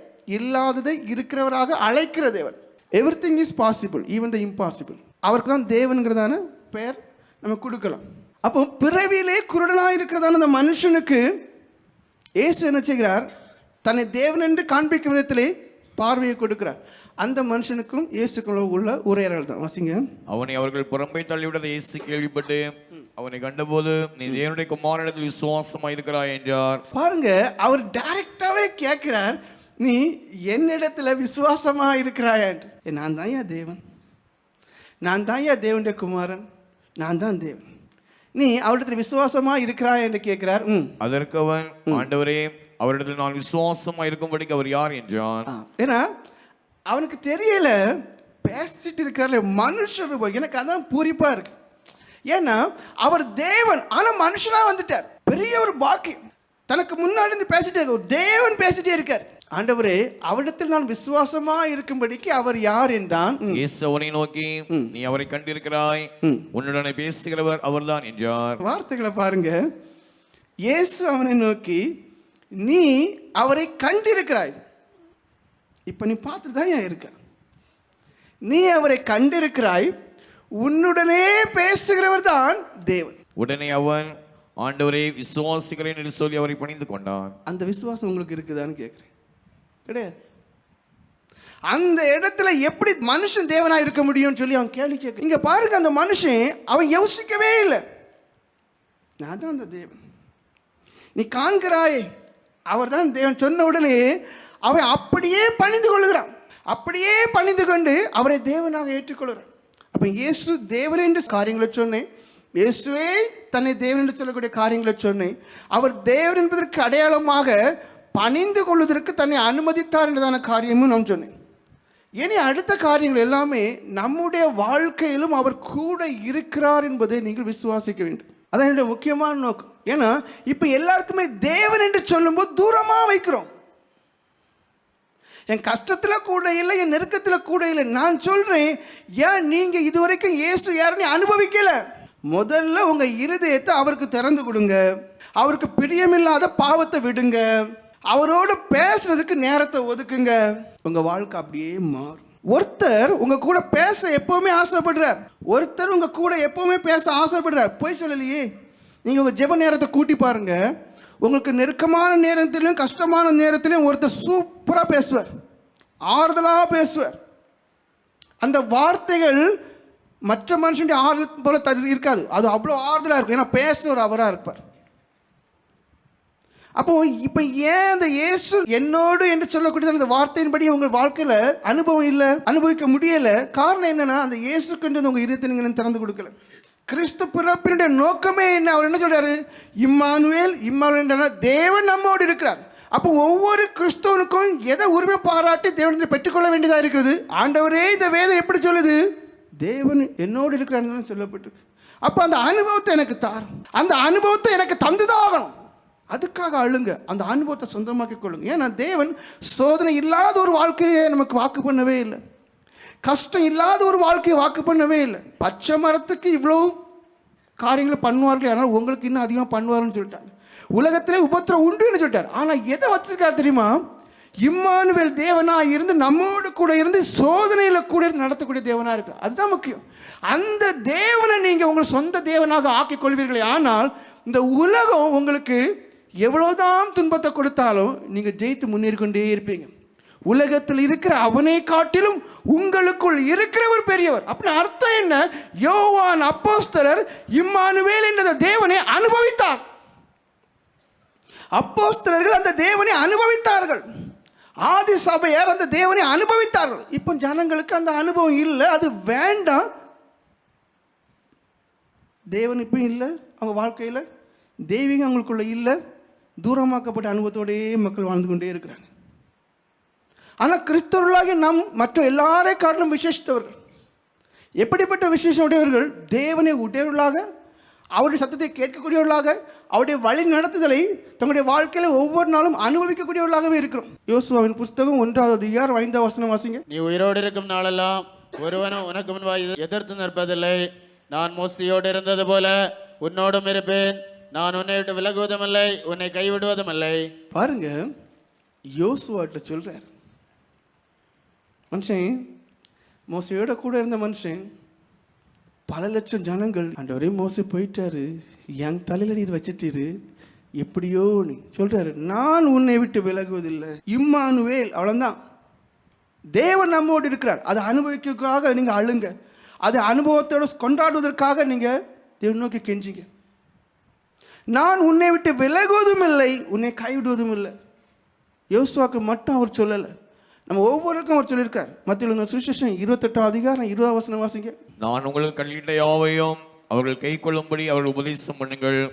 இதோ உலகத்தில் முடிவு வரைந்தும் சகல நாட்களிலும் நான் உங்களுடன் கூட இருக்கிறேன் என்றார். பாருங்க, இதுதான் அந்த இம்மானுவேல் தேவனுடையதான காரியங்கள். தேவன் நம்மோடு, இந்த ஒரு கருத்தை தான் உங்க இதயத்தில் எப்படியாவது பதிய வச்சிடும். அதான் என் நோக்கம். தேவன் நம்மோடு, தேவன் நம்மோடு இருக்கிறார். யோசுவாவோடு சொன்ன அந்த தேவன் பிறகு இல்லாம இல்லை, எல்லா காலகட்டத்திலும் இருந்தார். யோர்தான் குறுக்கிடும் போதும் கூட இருந்தார். அதான் சொல்றேன். இப்ப என்ன சொல்றார்? இதோ உலகின் முடிவு பரியந்தம் சகல நாட்கள் இருக்கும். ஒவ்வொரு மனுஷனுக்கும் கொடுக்கப்பட்ட நாட்கள் இருக்கும். அது வரைக்கும் சகல நாட்களிலும் நான் உங்களுடனே கூட, நான் உன் கூட இருப்பேங்கிறார். வேதம் சொல்லுது, கர்த்தர் அல்லது தேவன் யோசேப்போட கூட இருந்தார் என்று. பழைய ஏற்பாட்டில் உள்ள அந்த யோசேப்பு என்கிறதான விசேஷித்த ஆவியுடைய மனுஷனோடு இருந்தார் என்று சொல்லப்பட்டிருக்கு. அந்த மனுஷனுடைய வாழ்க்கையில் சோதனைகள் வந்துச்சு, இல்லை என்று சொல்லலை. சிறைவாசம் இருந்துச்சு, வேதனைக்குரிய காரியம்தான். ஆனால் தேவன் கூட இருந்தார். அதான் முக்கியம். இப்ப நம்முடைய வாழ்க்கையில தேவன் தான் கூட இல்லை. தேவன் அந்த யோசேப்போட கூட இருந்தனால என்ன நடந்துச்சு? பாவம் மேற்கொள்ள முடியல. நீங்க அந்த தேவனோடு கூட இருக்க விரும்புங்க என்று நான் சொல்றேன். அவர் உங்களோட இருக்கிறார் என்பதை விசுவாசி. யோசேப்பின் வாழ்க்கையை நீங்க பாருங்க. அவர் தேவனை தனக்குள் வைத்திருந்தார், தன்னோடு இருக்கிறவராக உணர்ந்தார், விசுவாசித்தார். அதனால பாவம் செய்ய ஒரு இடம் வருது, யாருமே இல்லை, யாருக்கும் தெரிய போறது இல்லை. ஆனா அவர் சொல்லிட்டாரு, என் தேவனுக்கு விரோதமாய் பாவம் செய்வது எப்படி? தேவன் அந்த மனுஷனை சிறையில இருந்து திடீர்னு டக்குன்னு தூக்குறாரு, உயர்ந்த ஸ்தானத்துல வைக்கிறார். யோசேப்போடு தேவன் கூட இருந்தார் என்று சொல்லப்பட்டிருக்கு.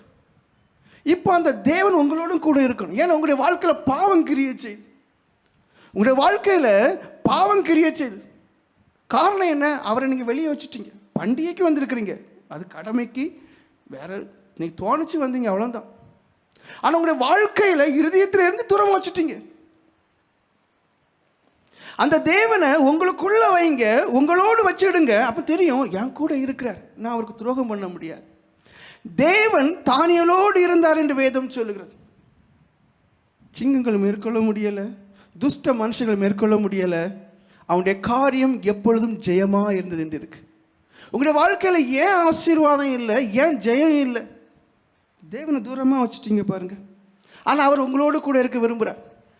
தாவீதோடு தேவன் இருந்தார் என்று சொல்லப்பட்டு எவ்வளவோ விதத்தில் சவுல், எவ்வளவோ விதத்தில் எதிராளிகள் கொல்ல முயற்சித்தும் முடியல. அவன் நாளுக்கு நாள் விருத்தி அடைந்தான் என்று இருக்கு. அவனுடைய ராஜ்யம் பலப்பட்டது. ஒரே ஒரு காரணம் தான், தேவன் கூட இருந்தார், தேவன் கூட இருந்தார், தேவன் கூட இருந்தார். அதே தேவன் தான் இப்பவும் இருக்கிறார். இம்மானுவேல் என்றதான நாமத்தோடு இருக்கிறார். அதை விசுவாசிங்க. உங்களுடைய வாழ்க்கையில சோதனைகள் உண்டு, வேதனைகள் உண்டு, கஷ்டம் உண்டு. ஆனா இந்த உபதேசத்தை இருதயத்தில் வைத்துக்கொண்டு உங்களுடைய இருதயத்தில் அவருக்கு இடம் கொடுத்து பாருங்க, அவர் சோதனை நேரத்திலும் கூட இருப்பார். ஏசாயா தீர்க்கதரிசன புஸ்தகம் 43 அதிகாரம் 2வது வசனமும் 3வது வசனத்தின் தொடக்கமும் வாசிங்க. நீ தண்ணீர்களை கடக்கும் போது நான் உன்னோடு இருப்பேன், நீ ஆறுகளை கடக்கும் போது அவைகள் உன்மேலே புரளுவதில்லை. பாருங்க, இங்க தண்ணீர், ஆறுகள், அக்கினி, அக்கினி ஜுவாலை, இதெல்லாம் என்ன? அதாவது மனுஷனால மேற்கொள்ள முடியாத சோதனைகள். அப்படி அந்த சோதனை இருக்கும்போது ஆண்டவரே, மண்ணான மனுஷன் எப்படி இதெல்லாம் ஹேண்டில் பண்ணுவேன்? Be still and know that I am God. அமர்ந்திருந்து நானே தேவன் என்று அறிந்து கொள்ளுங்கள். சங்கீதத்தில் ஒரு வசனம் உண்டு, நீங்கள் அமர்ந்திருந்து நானே தேவன் என்று அறிந்து கொள்ளுங்கள். சில நேரங்களில் அக்கினி மாதிரி வந்து நிற்கும், காட்டாற்று வெள்ளம் போல வந்து சோதனைகள் நிற்கும். உங்களை எதுவுமே பண்ண முடியலையா? பொறுமையிடம் காத்துக்கிடுங்க. முழங்கால நிற்கணும். ஜெபம் பண்ண வரலையா? அப்படியே முழங்கால நின்றுங்க. நீங்கள் சந்தோஷமாக நிறைய ஜெபம் பண்ணும் போது காட்டிலும் துக்கத்தில் இருக்கும்போது முழங்கால் நின்று அமைதியாக அவருடைய பாதத்தையும் அவருடைய பாடுகள் நினச்சி பாருங்க, மீதில காரியெல்லாம் அங்கே நடந்துகிட்டே இருக்கும். நீங்கள் அமர்ந்து இருந்து, என்னால் முடியாது, என்ன முடியும்? முடியாது. அமைதியாக இருந்து, டென்ஷன் ஆயிடாது, வீணான வார்த்தை விட்டுறாத, முறுமுறுக்காது, ஆண்டவரை கேள்வி கேட்காத, வாய்க்கு வந்தபடிலாம் பேசாத, வேற பரிகாரம் தேடாத. அமர்ந்து இருந்து நானே தேவன் அறிந்து கொள்ளுங்கள். அவர் சமூகத்தில் வச்சுட்டா மட்டும் எல்லாவற்றையும் தேவனுக்கு தெரியப்படுத்துங்கள்னு வேதத்தில் இருக்கு. எல்லாவற்றையும் என்ன செய்யணுமா? ஸ்தோத்திரத்தோட விண்ணப்பங்களோட என்ன செய்யணுமா? தேவனுக்கு தெரியப்படுத்துங்க. சொன்ன மட்டும் போதும், தேவனுக்கு தெரியப்படுத்துங்க. அமைதியாக இருந்திருக்கு. அப்படிப்பட்ட ஒரு அனுபவத்துக்குள்ள நீங்க வரணும். எவ்வளவோ காரியம் உண்டு. நீங்கள் ஒன்றுக்கும் கவலைப்படாமல் எல்லாவற்றையும் குறித்தும் உங்கள் விண்ணப்பங்களை ஸ்தோத்திரத்தோட கூடிய ஜெபத்தினாலும் வேண்டுதலும் தேவனுக்கு தெரியப்படுத்துங்கள் இருக்கு. தெரியப்படுத்தினா மட்டும் போதும், அவர் எல்லாம் பார்த்துக்கிடுவார். இனி வாசிங்க ஏசாயா தீர்க்கதரிசன புஸ்தகம் 43:2. நீ தண்ணீர்களை கடக்கும் போது நான் உன்னோடு இருப்பேன், நீ ஆறுகளை கடக்கும் போது அவைகள் உன் மேலில் புரளுவதில்லை. நீ அக்கினி நடக்கும் போது வேகாதிருப்பாய், அக்கினி ஜுவாலை உன் பேரில் பற்றாது. அப்படி அர்த்தம் என்ன? அக்கினிங்கும் போது சுட்டு ஒன்னெல்லாம் ஆக்கிறோம். தண்ணிங்கும் போது அதில் ஒன்று அடித்து கொண்டு போய் பாறையில் அடித்து பீசம், அதாவது எல்லாம் உறுப்பெல்லாம் அங்கேயே கிடக்கும், உன்னால் மேற்கொள்ள முடியாது. ஆனாலும் நான் உன் கூட இருப்பேன். அப்படின்னு அர்த்தம் என்ன? ஒன்னால் ஹேண்டில் பண்ண முடியாத சிச்சுவேஷன் வரும்போது நான் உன் கூட இருந்து உன்னை காப்பாற்றுவேன். நான் இஸ்ரவேலின் பரிசுத்தரும் உன் ரட்சகருமாயிருக்கிற உன் தேவனாகிய கர்த்தர். பாருங்கள், நான் இஸ்ரவேலின் தேவன். அப்படின்னு அர்த்தம் என்ன? நான் உன் தேவன். நான் தான் ஏன் உனக்கு தேவன், என்ன நம்பு, வேற பரிகாரத்தை தேடாது. 5வது வசனம் முதல் பாகம் வாசிங்க. பயப்படாதே, நான் உன்னுடனே இருக்கிறேன். பாருங்கள், பயப்படாது. இயேசு கிறிஸ்து இந்த பிறப்பின் பண்டிகையிலே உங்களிடத்து சொல்வது, இம்மானுவேல் தேவனாக இருக்கிறேன், நான் உன்னோட கூட இருக்கிறேன். அந்த இம்மானுவேல் என்கிறதான வார்த்தை இங்கே எவ்வளவோ வசனங்கள்ல வருது பாருங்க. பயப்படாது, நான் உன்னுடனே கூட இருக்கிறேன், நான் உன் கூட இருக்கிறேன், உன்னை கைவிட மாட்டேன். ஏசாயா 41:10 வாசிங்க. நீ பயப்படாதே, நீ பயப்படாதே, நான் உன்னுடனே இருக்கிறேன். பாருங்க, அவர் மறுபடியும் சொல்றார், நான் உன் கூட இருக்கிறேன். நீங்க இயேசுவை விசுவாசிங்க, அவர் யார் என்பதை அறிந்து கொள்ளுங்க. வேற பரிகாரத்தை தேடாம இருந்து முழங்கால மட்டும் நின்று பாருங்க, காரியம் நடக்கும். நீ பயப்படாதே. நீ பயப்படாதே, நான் உன்னுடனே இருக்கிறேன். திகையாதே, திகையாதே, நான் உன் தேவன். பாருங்க அவர் என்ன சொல்ல, திகையாதே. ஏன்? உன்னால முடியாது, உண்மைதான். ஆனா நான் உனக்கு தேவனா இருக்கிறேன், என்னால் கூடாத அதிசயமான காரியம் ஒன்று உண்டோ என்று சொல்லுறாரு. பாருங்க, இப்ப மனுஷனாகி உன்னால முடியாது, சூழ்நிலை அப்படி வந்துச்சு. நீ படப்படப்புக்கு இடம் கொடுக்காத, கலங்காத, திகையாத, அமைதியா இரு. நான் உனக்கு தேவன். அப்ப எனக்கு தெரியும் இனி என்ன நடக்க போகுதுன்னு எனக்கு தெரியும், இது எதுல போய் கொண்டு போய் முடியுங்கிறது தெரியும். நீ என்கிட்ட விட்டு, நான் உன் தேவன், நான் உன்னை பலப்படுத்தி உனக்கு சகாயம் பண்ணுவேன், என் நீதியின் வலது கரத்தினால் உன்னை தாங்குவேன். பாருங்கள், தேவனுக்கு நீங்க இடம் கொடுக்கணும். நீங்க சொல்லலாம், அந்த தேவனுடைய அந்த கிரியை எதுவுமே நான் என் வாழ்க்கையில காணலையே. நான் சொல்லுவேன், நீங்க பாவியிலும் படுபாவிகள். ஒளி உலகத்திற்கு வந்தும் ஜனங்கள் இருளை விரும்புறதுனால ஒளி இடத்துல போகலன்னு இருக்கு. அப்ப இப்ப பாவத்தை விட உங்களுக்கு விருப்பம் இல்லை, விருப்பம் இல்லாம இருந்துட்டு இந்த வசனம் என் வார்த்தையில வாழ்க்கையில் நிறைவேறலன்னு சொல்லியிருக்கலையானால் காரணம் யாரு? நீங்க தான். இருதயத்தை திறந்து கொடுக்கல தேவனுக்கு, இருதயத்தை தேவனுக்கு திறந்து கொடுக்கல. திறந்து கொடுத்து பாவத்தை அப்புறப்படுத்தி வைப்பீர்களே ஆனால் அவர் உங்களுக்குள்ள கிரியச்சுவார். ஏன்? பாவத்துக்கு இடம் கொடுக்கும் போது, இருளுக்கு இடம் கொடுக்கும் போது அவன் கிரியச்சுவான். நீ பயப்படாதே என்று சொல்கிறார், நீ திகையாதே என்று சொல்கிறார். நான் என்ன செய்வேன்னா, உனக்கு வெறும் வார்த்தை மட்டும் சொல்ல போறது கிடையாது, உனக்குள்ள இருந்து உன்னை பலப்படுத்துவேன், உனக்குள்ள இருந்து உனக்கு உதவி பண்ணுவேன், உனக்குள்ள இருந்து உன்னை தாங்குவேன். அதான் இம்மானுவேல் தேவன். இயேசு நம்மோடு இருக்கிறார். எனக்கு தேவை, உங்க உயிரே போனாலும் உங்களுக்கு ஒரு தெளிவு இருக்கணும். உலகத்தில் எத்தனையோ வேற தேவன் தேவன் என்று சொல்கிறார்களே, அவர்களை காட்டிலும் என் தேவன் பெரியவர், அவர்தான் மெய்யான தேவன். அந்த ஒரு உறுதி வந்துட்டாலே போதும். நீங்க அதுக்கு பிறகு விசுவாச துரோகம் பண்ண மாட்டீங்க. இப்போ விசுவாச துரோகம் தான் பண்ணிட்டே இருக்கிறீங்க. இப்போ நீங்க தேவ துரோகியாக தான் மாறிட்டே இருக்கிறீங்க. பவுல் அப்போஸ்தலருடைய வாழ்க்கையை நீங்க பார்த்தீங்கன்னா, கொரிந்து பட்டணத்தில் இருக்கிறார், ஊழியம் பண்றாரு, பயங்கர எதிர்ப்பு. அந்த எதிர்ப்பு நேரத்தில் அவர் என்ன தீர்மானம் பண்றாரு, நம்ம போயிட்டா கொள்ளலாம், வேற இடத்துல போயிடுவோம் அப்படின்னு. அப்போ தேவன் பேசுகிறார், என்ன சொல்றாரு, நீ போகாத, நான் உன் கூட இருப்பேன், எனக்கு இன்னும் ஆத்துமாக்கள் இங்கே உண்டு, நீ சுவிசேஷம் அறிவிக்கணும்னு. அப்போஸ்தலர்களின் புஸ்தகம் 18ஆம் அதிகாரம் 9-10 வசனங்களை வாசிங்க. கர்த்தர் பவுலுக்கு தரிசனமாகி, நீ பயப்படாமல் பேசு. பாருங்க, என்னுடைய நோக்கம் ஒன்னே ஒண்ணுதான். உங்களுடைய வாழ்க்கையில கஷ்டங்களும் நெருக்கம் வரும்போது இருதயத்தை அறிகிறவர் தேவன். பவுல் அப்போஸ்தலருடைய இருதயத்தை பார்க்கிறாரு. மனுஷன் கலங்கி இருக்கிறாரு, போயிட்டா கொள்ளலான்னு தோணுது. கொஞ்சம் வெயிட் பண்ணு, நீ பயப்படாத, உன் கூட நான் இருக்கேன், பயப்படாத, நான் கூட இருக்கேன், பயப்படாமல் பேசு, மௌனமா இராதே, நான் உன்னுடனே கூட இருக்கிறேன். பாருங்க, அந்த இம்மானுவேல் இம்மானுவேல் இம்மானுவேல் தேவன் ஏதோ ஒரு வசனம் இல்லை, அதனுடைய அர்த்தம் எவ்வளவோ வசனங்கள்ல வருது. அதை அனுபவிக்கக்கூடிய சாட்சிகள் எத்தனையோ பேர் இருக்கிறாங்க. அதான் என் நோக்கமும் கூட. அடுத்த கட்டம் என் நோக்கம் என்ன, உங்களுடைய வாழ்க்கையில் நீங்க இந்த இயேசுவை விட்டுறக்கூடாது. இந்த இயேசுவை, அவர் தான் என் தேவன். இந்த உலகம் மாறிட்டு, தேவ நம்பிக்கை இல்லாத உலகம், தேவபக்தி இல்லாத உலகமாக மாறிட்டு. ஆனால் நீங்கள் அந்த இயேசுக்கு ஒருபோதும் துரோகிகளாக மாறக்கூடாது. அவர் என் கூட இருக்கிற விசுவாசத்தோட வாழும். நான் உன்னுடனே கூட இருக்கிறேன், உனக்கு தீங்கு செய்யும்படி ஒருவன் உன்மேல் கை போடுவதில்லை. அதான் முக்கியம். ஏன்னா அவர் தேவன், அவர் அனுமதித்தால் மட்டும்தான், அவர் அனுமதித்தால் மட்டும்தான் ஒருத்தவங்க மேல கை போட முடியும். இது மட்டும் புரிஞ்சுக்கிடுங்க. தீ என்று சொல்லும் போது அது எரிக்கக்கூடியது. 3 மனுஷர்களை கொண்டு அங்க போடுறாங்க, சாத்ராக்கு, மேஷாக்கு, ஆபேத்நேகோ. தீ பலன் கொள்ளவே முடியல. காரணம் என்ன, நான் உன்னுடனே இருக்கிறேன்னு சொல்றாரு அந்த வசனம். அவர்களோடு இருந்தார், பரிசுத்தவான்களோடு கூட இருக்கிறார். அதான் முக்கியம். அந்த தேவனுடைய அந்த அனுபவத்தை நீங்க சொந்தமாக்கி கொள்ளணும். நீங்க நினைக்கிற மாதிரி இயேசுங்கிறது ஏதோ சிலுவையில் தொங்குனவர் கிடையாது, தொங்குனவர் தான், ஆனா அதோட முடிகிறது கிடையாது.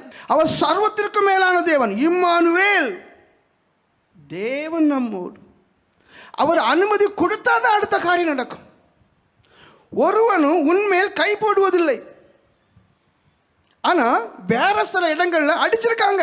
2 விதத்திலையும் சொல்லுவேன், நீங்க மாறி மனசிலாக்கிட கூடாது. இனி ஒரு இடத்துல பவுலையும் சீலாவையும் அடிக்கிறாங்க, ஜனங்களும் போலீஸும் அடிக்கிறாங்க, ரத்தம் வடியுது. என்ன, காலை தொழு மரத்தில் கட்டி வச்சிருக்காங்க.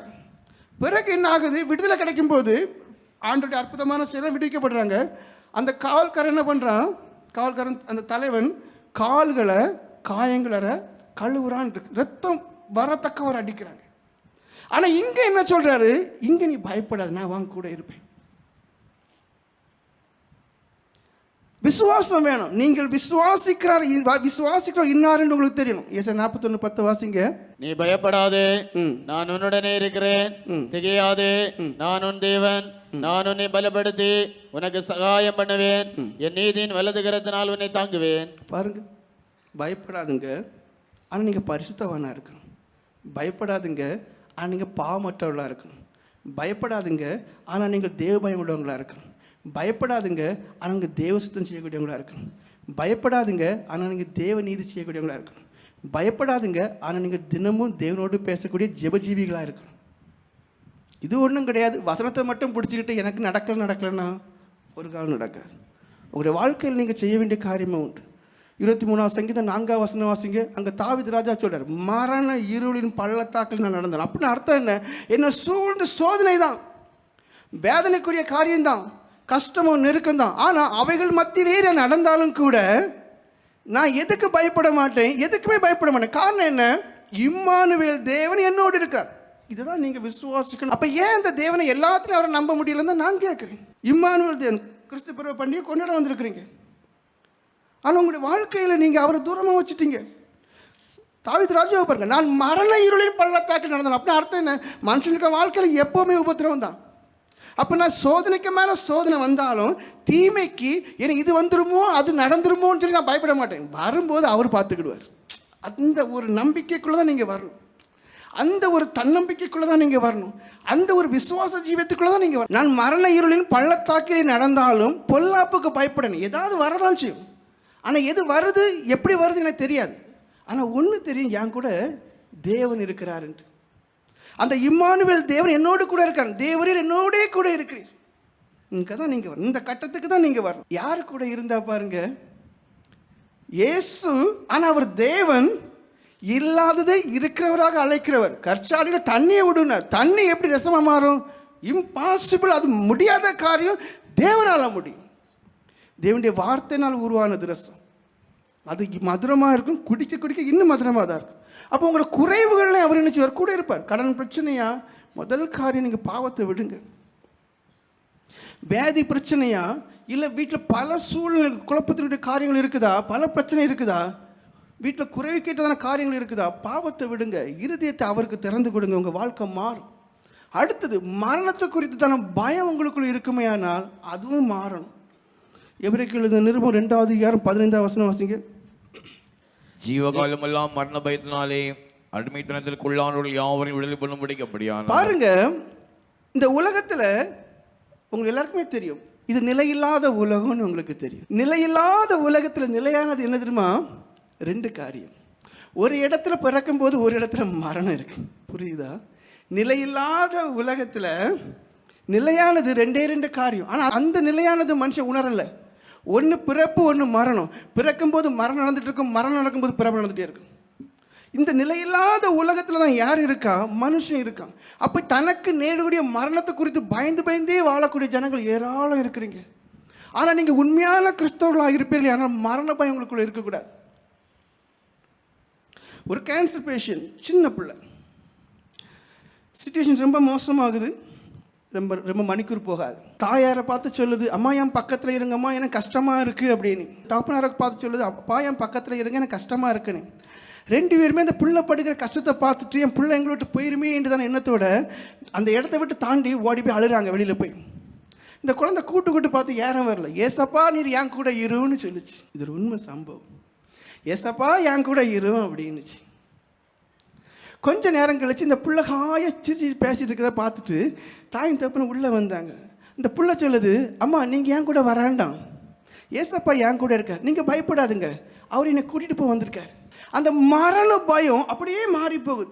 இனி ஒரு காரியம், ஒரு சின்ன பையன் பெட்டில் படுத்து கிடக்கிறான், அவனை சுற்றி குடும்பத்தார் இருக்கிறாங்க.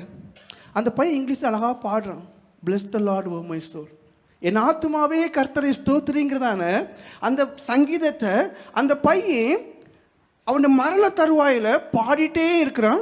டக்குன்னு ஒரு வெட்டு முடிஞ்சு போச்சு. அப்போ இந்த உலகம் நிலையில்லாது இதை விட்டு போகிறேன், எங்கே போகிறேன்னுங்கிறது எனக்கு தெளிவாக தெரியும். இப்போ எல்லாமே தெரியுது, ஆனால் மரணத்தை கண்டு பயப்படக்கூடியவங்க இல்லை. நாங்கள் ஐயோ இந்த உலகத்தை விட்டு போகிறேனேங்கிறது பயமும் கிடையாது. ஏன்னா நாங்கள் எங்கே போகிறோங்கிறது எங்களுக்கு தெரியும். நாங்கள் எங்கே போகிறோங்கிறது எங்களுக்கு தெரியும். It just a beginning of a new life. ஒரு புது வாழ்க்கையினுடைய தொடக்கம் தான், அவ்வளோதான். மரண பயங்கிறது தேவையில்லாத ஒன்று. இருக்கிற நாள் வரைக்கும் செய்ய வேண்டியதை செய்யணும். கூப்பிடும்போது போயிட்டே இருக்கணும். எதுக்கு பயம்? யாரோடு போய் இருக்க போகிறேன்? யாருக்காண்டு இவ்வளோ நாளும் சேவை செய்தனோ, யாருக்காக இவ்வளோ நாளும் நான் பிரயாசப்பட்டனோ அவரை பார்க்க போகிறேன். எங்கள் அப்பாவை பார்க்க போகிறதுக்கு இதை விட பாக்கி எனக்கு என்னையா வேணும்? அந்த மரண பயம் போயிடும். ஏன்? இப்போ பிரசனத்தினால வார்த்தைனால என் கூட இருக்கக்கூடியவர், அப்போ முகமுகமாக நான் தரிசிக்கத்தக்கவாறு அவர் என்னோட கூட இருப்பார். அநேக பரிசுத்தவான்களை நீங்கள் பாருங்கள், அவங்க மரண படுக்கையில் ரொம்ப சந்தோஷமாக இருப்பாங்க. காரணம் என்ன? இவ்வளோ நானும் காத்திருந்தவரை பார்க்க போகிறேன். அதுக்கு அர்த்தம் என்ன? தேவன் அவர்களோடு இருக்கிறார். அப்போ அந்த மரணங்கிறது அவங்களுக்கு பயத்துக்குரியதான இருக்கும். ஐயோ எல்லாம் விட்டு போகிறேன், போயா இதெல்லாம் நிலையில்லாது, என் பரம தகப்பனை என்னுடைய தகப்பனை பார்க்க போகிறேன். அப்படி நிலையான நகரம் நமக்கு இங்கே இல்லை, வரப்போகிறது நாடி தேடுகிறோன்னு இருக்கு. அதே போல் அதை தேடக்கூடியதான ஒரு வாஞ்சை இருக்கும். மரண பயமே உங்களுக்கு இருக்காது. அடுத்த காரியம், இயேசு கிறிஸ்து இந்த உலகத்தில் வந்தார், நான் இம்மானுவேல் தேவன் என்று சொன்னார். அவர் இருளை நீக்க வந்த தேவன். அநேகருக்குள்ள இருளுக்குள்ளேயே ஒரு வாழ்க்கை இருக்கும். புரியலையா? ஒரு தெளிவான ஒரு சந்தோஷம் இருக்காது, சமாதானம் இருக்காது. ஒரு துக்கத்தோடையே ஒரு வாழ்க்கை வாழக்கூடியவங்க அநேகர் இங்கே இருப்பீங்க. ஆனால் இயேசுடைய பிறப்பு எதுக்கு தெரியுமா? அந்த இருளை நீக்கி வெளிச்சத்தை தருவதற்காக. ஆனால் சிலர் சொல்லுவாங்க, அதெல்லாம் ஒரு சிலர் அனுபவிக்கிறாங்கய்யா, எங்களுக்கு இல்லை பாருங்க. சூரிய வெளிச்சங்கிறது அது ஒரு சிலருக்கு மட்டும் கிடையாது. அது நல்லோர் பொல்லோர் எல்லாருக்கும் மேலே தான். ஏசாயா தீர்க்கதரிசன புஸ்தகம் 9:2 வாசிங்க, அங்கே தெளிவாக சொல்லப்பட்டிருக்கு. இருளில் நடக்கிற ஜனங்கள் பெரிய வெளிச்சத்தை கண்டார்கள். பாருங்க, இருளில் நடக்கிற ஜனங்கள், அது பாவத்து நிமித்தம் இருக்கலாம், கீழ்ப்படியாமை நிமித்தம் இருக்கலாம், இல்லை பல உங்களுடைய குறைகள் நிமித்தம் அந்த இருள் உங்களுக்குள்ள குடிகொண்டு இருக்கலாம். ஆனால் இருளில் நடக்கிற ஜனங்கள் பெரிய வெளிச்சத்தை கண்டார்கள். மரண இருளின் தேசத்தில் குடியிருக்கிறவர்களின் மேல் வெளிச்சம் பிரகாசித்தது. எல்லா ஜனங்கள் மேலும் வெளிச்சம் பிரகாசிக்க அவர் சித்தமுடையவராக இருக்கார். நீங்கள் செய்ய வேண்டியது இருதயத்தை திறந்து கொடுக்கணும். எனக்கு இயேசு போதும். இவ்வளோ நேரம் சுவிசேஷன் கேட்டேன், இயேசுங்கிறவர் யாருங்கிறத அறிஞ்சுக்கிட்டேன். இனி அவரை விட மாட்டேன். எனக்கு அவர் போதும், அவருடைய வெளிச்சம் எனக்கு போதும். நீங்கள் சொல்லி பாருங்க, அந்த இருள் உங்களை விட்டு அப்படியே போயிடும். எந்த பாவமானாலும் அது மன்னிக்கப்படும். யோவான் சுவிசேஷம் 8:11 விபச்சாரத்தில் கையோடு பிடிக்கப்பட்டதான அந்த பெண்ணை பார்த்து சொல்றாரு, நான் உன்னை விட்டுறேன்யா. அப்போ பாவங்களை மன்னிக்கிறவராக இந்த உலகத்தில் வந்திருக்கார். அநேகருக்கு என்னன்னா, நான் இவ்வளோ பெரிய பாவின்னு ஒரு எண்ணம் இருக்கே தவிர என் பாவம் மன்னிக்கப்படாதுங்கிறதே அவங்களுடைய எண்ணமா இருக்கு. இல்லை, அந்த பெண்ணை மன்னிச்ச தேவன். யோவான் 8:11 இயேசு அவளை நோக்கி, நான் உன்னை ஆக்கினைக்குள்ளாக இருக்கிறதில்லை, நீ போ, இனி பாவம் செய்யாது என்றார். பாருங்கய்யா, அந்த தேவன், அதான் சொல்றேன். இயேசு இப்ப தேவன் யாருன்னு சொல்லும்போது ஆவியா இருக்கிறன்னு சொல்றோம். ஆனா அவர் ரூபம் எடுத்து இயேசு வந்துட்டாரு. அவர் இப்ப எப்படி இருக்காரு தெரியுமா? அன்புள்ளவரா இருக்கார். நான் உன்னைய மன்னிச்சிருக்கேன் போ, ஆனா நீ ஒரு காரியம் செய்யணும், மறுபடி அதே கெட்ட பழக்கங்களை செய்யக்கூடாது, இனி பாவம் செய்யக்கூடாது. அப்போ பாவியா இருக்கக்கூடிய ஒரு பெண்ணை பரிசுத்தவானாய் மாற்றி அழகு பார்க்கிறவர் தான் நம்முடைய தேவன். அப்போ கிறிஸ்துவ பண்டிகை கொண்டாட வந்திருக்கிறீங்களா? நீங்கள் இருளால், பாவ இருளால் பிடிபட்டவர்களாக இருக்கிறீங்களா? அவரிடத்தில் உங்களை ஒப்பு கொடுத்து பாருங்க, அந்த இருள் அப்படியே மாறிடும். லூக்கா சுவிசேஷம் 18:13-14 நீங்கள் பார்த்து பாருங்க. எல்லாருமே இவன் சரியில்லைன்னு சொல்லக்கூடிய ஆயக்காரன தேவன் நீதிமானாக்குறது எவ்வளோ உயர்ந்த ஸ்தானங்கிறத பாருங்க.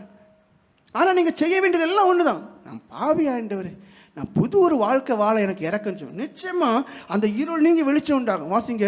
ஆயக்காரன் தூரத்தில் நின்று தன் கண்களையும் வானத்துக்கு இறக்க துணியாமல் தன் மார்பில் அடித்துக் கொண்டு, தேவனை பாவியாக என்பதில் கிருபையாயிரும் என்றான். அவன் அல்ல, இவனை நீதிமானாக்கப்பட்டவனாய் தன் வீட்டுக்கு திரும்பி போனான். போதும். பாருங்க, இப்ப அநேகர் என்னன்னா அவிசுவாசம் தான் பிடிக்கப்பட்டு இருக்கு. தேவன் அவரால் கூடாத காரியம் ஒன்றே இல்லை. உங்க மனதில் உள்ள இருளெல்லாம் நீக்கக்கூடியவர் என்று தெரிஞ்சும் அது எப்படி என் வாழ்க்கையில் கிரியை செய்ய முடியும்? சூரியன் அந்த வெளிச்சம் எல்லாருக்கும் மேலேயும் படுறது போல ஜீவனுள்ள தேவன் அந்த நீதியின் சூரியனுடைய இறக்கம் எல்லாருக்கும் மேலேயும் இருக்கு. ஆனால் நீங்கள் தான் என்ன செய்யணும்? இடம் கொடுக்கணும்.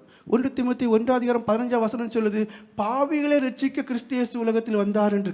அப்போ வந்ததின் நோக்கமே பாவிகளாகிய நம்மை ரட்சிப்பதற்காகத்தான், கெட்டவர்களாகிய நம்மை ரட்சிப்பதற்காகத்தான், பாவம் செய்து அவருக்கு முகத்தில் காரி துப்புற நம்மை ரட்சிப்பதற்காகத்தான்.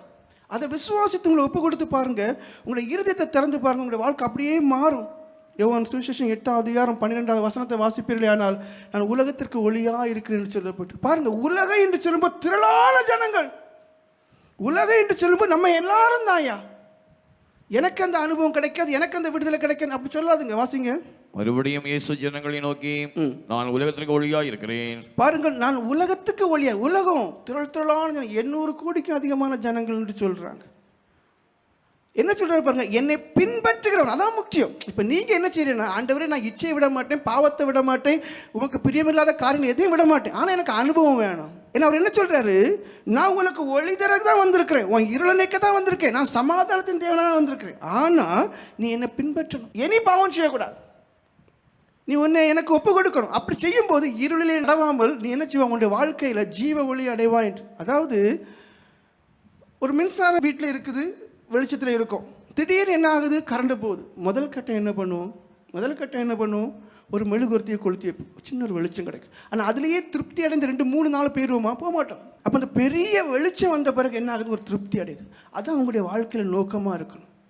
நீங்கள் என்ன செய்யணும், இந்த கிறிஸ்மஸ் பண்டிகைக்கெல்லாம் வரும்போது, ஞாயிற்றுக்கிழமைக்கெல்லாம் வரும்போது கொஞ்சம் ஒரு சின்ன ஆறுதல் இருக்கும், அதனோட கொண்டு தெரியாதுங்க. அந்த மன இருள் முற்றிலுமாய் மாறி போகணும், பாவம் செய்யக்கூடிய பலன் அற்று போகணும், பரிசுத்தம் செய்யக்கூடிய பலனுடையவர்களாய் மாற்றப்படணும். அது வரைக்கும் உங்களுடைய இருதயத்தை திறந்து அந்த இருளெல்லாம் போகிறதுக்காக அவரை நோக்கி நீங்கள் கெஞ்சணும். என்னை பின்பற்றுகிறவன் என்று சொல்லு. நீங்கள் அவரை பின்பற்ற ஆரம்பித்து பாருங்கள், அது எல்லாம் மாறிடும். ஏன்னா அவருடைய வெளிச்சம் அப்படிப்பட்டது, அவருடைய ஒளி அப்படிப்பட்டது. இப்போ எக்ஸ்ரே இருக்குது பாருங்கள், அது ஒரு வெளிச்சம் தான், அது ஒரு கதிர்வீச்சு. அந்த கதிர் அப்படியே போகும்போது என்ன ஆகுது, உள்ளே இருக்கக்கூடிய ஃப்ராக்சர் ஆனதான அந்த முறிவுகள் எல்லாம் காட்டி தருது. அப்போ இயேசு கிறிஸ்துடைய அந்த ஒளி என்ன செய்யும் தெரியுமா, இதே போல் உங்களுடைய இருதயத்துக்குள்ள ஆழமாக போகக்கூடியது, எல்லாவற்றையும் பார்த்து சரி பண்ணக்கூடியது. அவருக்கு உங்களுடைய இருதயங்களை நன்கு தெரிந்து, வேதம் சொல்லுது, அவர் உள் இருதயங்களை ஆராய்ந்து அறியக்கூடிய தேவன் என்று. சிலர் சொல்லுவாங்க, நான் பாவ இருளில் இல்லைன்னு சொல்லிக்கல, ஆனால் என் புருஷன் பிள்ளைங்க இவங்களால கவலைக்குள்ளான ஒரு இருளோடு இருக்குது. அப்படின்னா என் வாழ்க்கையில் ஒரு இருள் இருக்குது, அது கவலைக்குள்ளான ஒரு இருளாகவே இருக்குது என்று. அதுக்கும் இடத்துல வழி இருக்குது. சொல்கிறேன் பாருங்க, மத்தேயு சுவிசேஷம் 17:24-27 வரைக்கும் வாசிங்க. அவர்கள் கப்பர்நகூமில் வந்தபோது வரிப்பணம் வாங்குகிறவர்கள் பேதுருவினிடத்தில் வந்து, உங்கள் போதகர் வரிப்பணம் செலுத்துகிறது இல்லையா என்று கேட்டார்கள். கப்பர்நகூம் வரும்போது அங்கே டாக்ஸ் கட்ட வேண்டியது இருக்குது. அப்போ டாக்ஸ் கலெக்டர்ஸ் என்ன சொல்கிறாங்க, ஏன் உங்கள் போதகர்லாம் டாக்ஸ் கட்ட மாட்டாரா? நீ செலுத்துகிறார் என்றான். அவன் வீட்டிற்குள் வந்தபோது பாருங்க, இப்போ இயேசுவை பற்றி யாருக்கு தெரியும்? பேதுரு அப்போஸ்தலருக்கு தெரியும். அவர்கிட்ட ஒரு பைசா கிடையாது. நரிகளுக்கு கூலி உண்டு, ஆகாயத்து பறவைகளுக்கு கூடு உண்டு. ஆனால் மனுஷகுமாரனுக்கு, வானத்தையும் பூமியும் படைத்த தேவனுக்கு ஒன்றுமே கிடையாதுன்ட்டார். இப்போ பேதுரு அப்போஸ்தலருக்கு தெளிவாக தெரியும், டாக்ஸ் கட்டுவேன்னு சொல்லிட்டேன், ஆனால் இயேசு கிறிஸ்துட்ட ஒன்றும் கிடையாது. இது எப்படி சொல்லுது, எப்படி சொல்லி அவர்கிட்ட வாங்குறது? இதுதான் அவருடைய இருதயத்தினுடைய யோசனையாக இருக்குது. துக்கத்தோட மனுஷன் வீட்டுக்கு வரார். வீட்டுக்கு வரும்போது இயேசு கிறிஸ்து இருக்கிறார். அவர் என்ன செய்யறாரு பாருங்க, அந்த இருதயத்தினுடைய எல்லாவற்றையும் கரெக்டாக புரிஞ்சுக்கிட்டார். வாயை திறக்கிறதுக்கு முன்னாடியே பேதுருட்ட அவர் பேச ஆரம்பிக்கிறார். வாசிங்க. அவன் வீட்டிற்குள் வந்தபோது பாருங்க, உங்க இறுதி அதான் நான் என்னுடைய நோக்கமே, நீங்க வணங்குகிற இயேசுக்கு எல்லாமே தெரியும், நீ அதை விசுவாசிங்க. ஆனா உங்களை ஒப்பு கொடுக்கணும், பாவம் உங்களுக்குள்ள இருக்கக்கூடாது. அவன் வீட்டிற்குள் வந்தபோது அவன் பேசுகிறதற்கு முன்னமே உங்க இறுதி அவருக்கு தெரியும். அவன் பேசுறதுக்கு முன்னமே இயேசு அவனை நோக்கி சீமோனே, சீமோனே, உனக்கு எப்படி தோன்றுகிறது? பூமியின் ராஜாக்கள் தீர்வையும் வரியையும் தங்கள் பிள்ளைகளிடத்திலோ அந்நியரிடத்திலோ யாரிடத்தில் வாங்குகிறார்கள் என்று கேட்டார். அதற்கு பேதுரு, அந்நியரிடத்தில் வாங்குகிறார்கள் என்றான். இயேசு அவனை நோக்கி, அப்படியானால் பிள்ளைகள் அதை செலுத்த வேண்டுவதில்லையே. பாருங்க, நாங்க செலுத்த வேண்டிய தேவை கிடையாது, இருந்தாலும் பிரச்சனை வரக்கூடாது, அதனால செலுத்துவோம். ஆகிலும் நாம் அவர்களுக்கு இடரலாயிராதபடிக்கு நீ கடலுக்கு போய் தூண்டில் போட்டு முதலாவது அகப்படுகிற மீனை பிடித்து அதன் வாயை திறந்து பார். ஒரு வெள்ளிப்பணத்தை காண்பாய், அதை எடுத்து எனக்காகவும் உனக்காகவும் அவர்களிடத்தில் கொடு என்றார். பாருங்க அந்த தேவனுடைய அதிசயமான காரியங்களை பாருங்க. அந்த தேவனுடைய அதிசயமான காரியங்களை பாருங்க. துக்கத்தோட மனுஷன் வாரான், இவட்ட ஒரு பைசா கிடையாது. இவட்ட எப்படி சொல்லுது? ஆண்டவர் அந்த இருதயத்தின் நினைவுகளை அறிகிறது மட்டும் இல்லை, அதான் தேவன் என்று சொல்லுவது. தேவன் அறிகிறவர் மட்டுமல்ல, அதற்கு ஒரு தீர்வு வைக்கக்கூடியவர். ஆறுதலாக மட்டும் அப்படியா பேதுரு அப்படியா சொன்னாங்க, அப்படியா அப்படியா அப்படின்னு சொல்லலை. அதுக்கு அடுத்த கட்டம் என்ன பண்ணிட்டாரு? போ, தூண்டில் போடு, மீன் கிடைக்கும், உள்ள பாரு, வெள்ளி பணம் இருக்கும், கொண்டு கூடு, காரியம் முடிஞ்சிட்டு. லூக்கா எழுதின சுவிசேஷம் 19:3 வசனம் வாசிங்க. லூக்கா எழுதின சுவிசேஷம் 19:3. உங்க இருதயத்தை அறியக்கூடியவர் தேவன். நீங்க வணங்கக்கூடிய தேவன் யார் என்று அறிங்கயா? இயேசு எப்படிப்பட்டவரோ என்று அவரை பார்க்க வகை தேடினான். அவன் குள்ளனானபடியால் சின்ன கூடத்தில் அவரை காணக்கூடாமல். பாருங்க, இங்க சகையு என்கிற ஒரு மனுஷனை தேவன் அறிகிறார். அப்படி நடந்து வந்துட்டே இருக்கும்போது அவர்கள் இதயத்துல தோணுது, இவன் என்னைய பார்க்க ஆசையா இருக்கான்னு. உங்களுக்குள்ள அந்த ஆசை இருக்கா? மரத்துக்கு மேல ஒரு பணக்காரன் ஏறானாலே அவன் தன்னை பெருசா தெரியல, எனக்கு இயேசுவை பார்க்கணும். அந்த எண்ணத்துக்குள்ள நீங்க வந்து பாருங்க. ஆனால் பைபிள்ல இருக்கு, முழு இருதயத்தோடு எவன் என்னை தேடுவானே ஆனால் தேடுகள் கண்டடைவான். சத்தியம் பொய்யாகாது. ஏன் உங்களால என் வாழ்க்கையில இம்மானுவேல் தேவனை கண்டுபிடித்தேன், இம்மானுவேல் தேவனோடு வாழுறேன், நான் சாட்சி சொல்லுவேன் என்று உங்களால சொல்ல முடியல? காரணம் என்ன?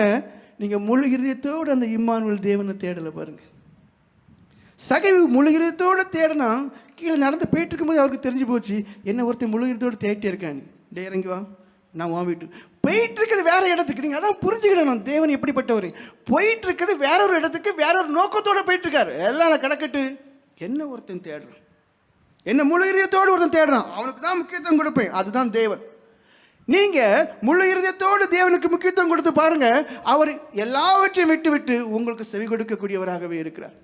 9 வசனம் வாசிங்க. இயேசு அவனை நோக்கி, இன்றைக்கு இந்த வீட்டுக்கு ரட்சிப்பு வந்தது, இவனும் ஆபிரகாமுக்கு குமாரனா இருக்கிறானே. பாருங்க, ரட்சிக்கக்கூடியவராக இருக்க. நீங்க தேவனை முழு இருதயத்தோடு தேடி பாருங்க, வேதம் பொய்யே ஆகாது. அவர் உங்களுக்கு அதிக நிச்சயமாகவே உங்களுக்குள்ள கிரியை செய்யக்கூடியவராக இருக்கிறார். இருளை பற்றி சொன்னேன், சோதனை நேரத்தை குறித்தான காரியங்களை குறித்து சொன்னேன். அடுத்தது பாருங்க, வியாதி காரியங்களே. யோவான் சுவிசேஷம் 5:5-6 வசனங்களை நீங்கள் வாசிப்பீங்க. 38 வருஷம் ஒரு மனுஷன் வியாதி படுக்கையில் இருக்கிறான். அந்த மனுஷனை தேடி ஆண்டவர் போறாரு பாருங்க. அதாவது நீங்க வணங்கக்கூடிய தேவன் யாருன்னு தெரியணும். வாசிங்க. 38 வருஷம் வியாதி கொண்டிருந்த ஒரு மனுஷன் அங்கே இருந்தான்.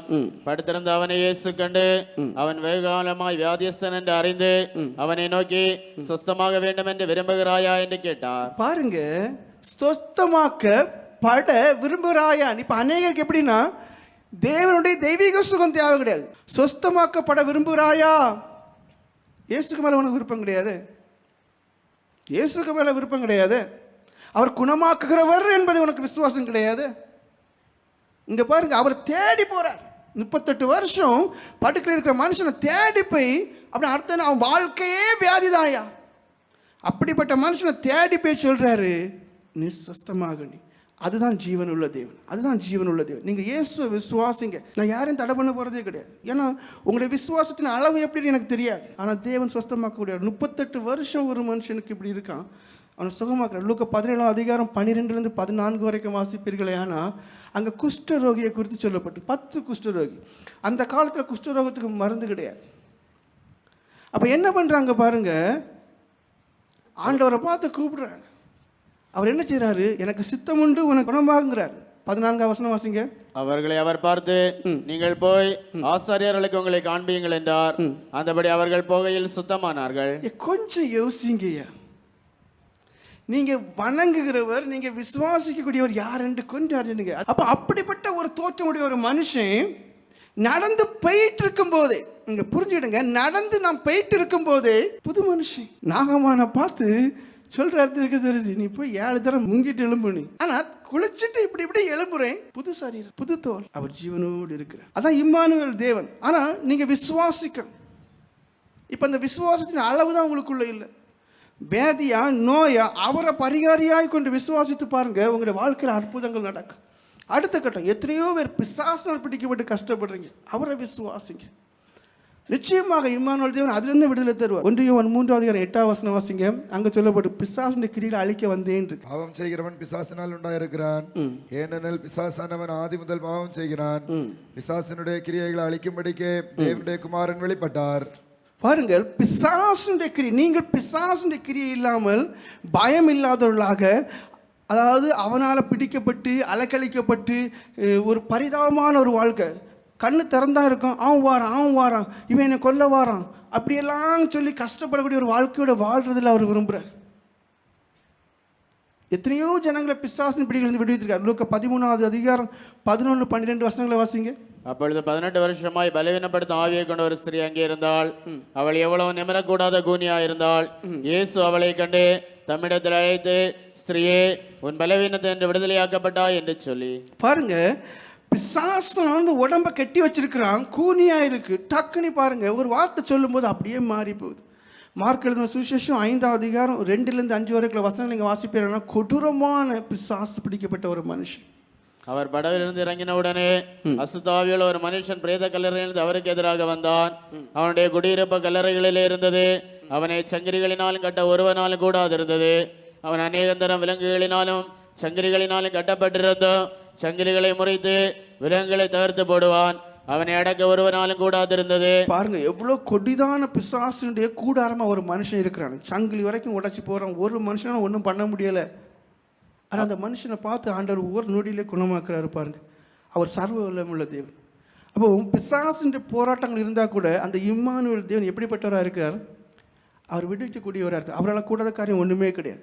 எல்லாத்துக்கும் மேலே உங்களுக்கு சமாதானம் கொடுக்கக்கூடியவராக வந்து, இப்போ உங்கள் வாழ்க்கையில் சமாதானம் தான் இல்லை, சந்தோஷம் தான் இல்லை, எல்லாம் இருக்கும், நல்ல கார் இருக்கும், பங்களா இருக்கும், எல்லாம் இருக்கும், சமாதானம் மட்டும் இல்லை. யோவான் சுவிசேஷம் 14வது அதிகாரம் 27 வசனம் வாசிங்க. சமாதானத்தை உங்களுக்கு வைத்து போகிறேன், என்னுடைய சமாதானத்தை உங்களுக்கு கொடுக்கிறேன். உலகம் கொடுக்கிற பிரகாரம் நான் உங்களுக்கு கொடுக்கிறதில்லை. உங்கள் இருதயம் கலங்காமலும் பயப்படாமலும் இருப்பதாக. பாருங்க, சமாதானத்தை சொல்ற. அந்த சமாதானம் எப்படி? எனக்கு எதுவுமே இல்லாது இருந்தாலும் உள்ள ஒரு சந்தோஷம் எனக்கு இருக்கு. எனக்கு எதுவுமே இல்லாது இருந்தாலும் உள்ள எனக்கு ஒரு சமாதானம் இருக்கு.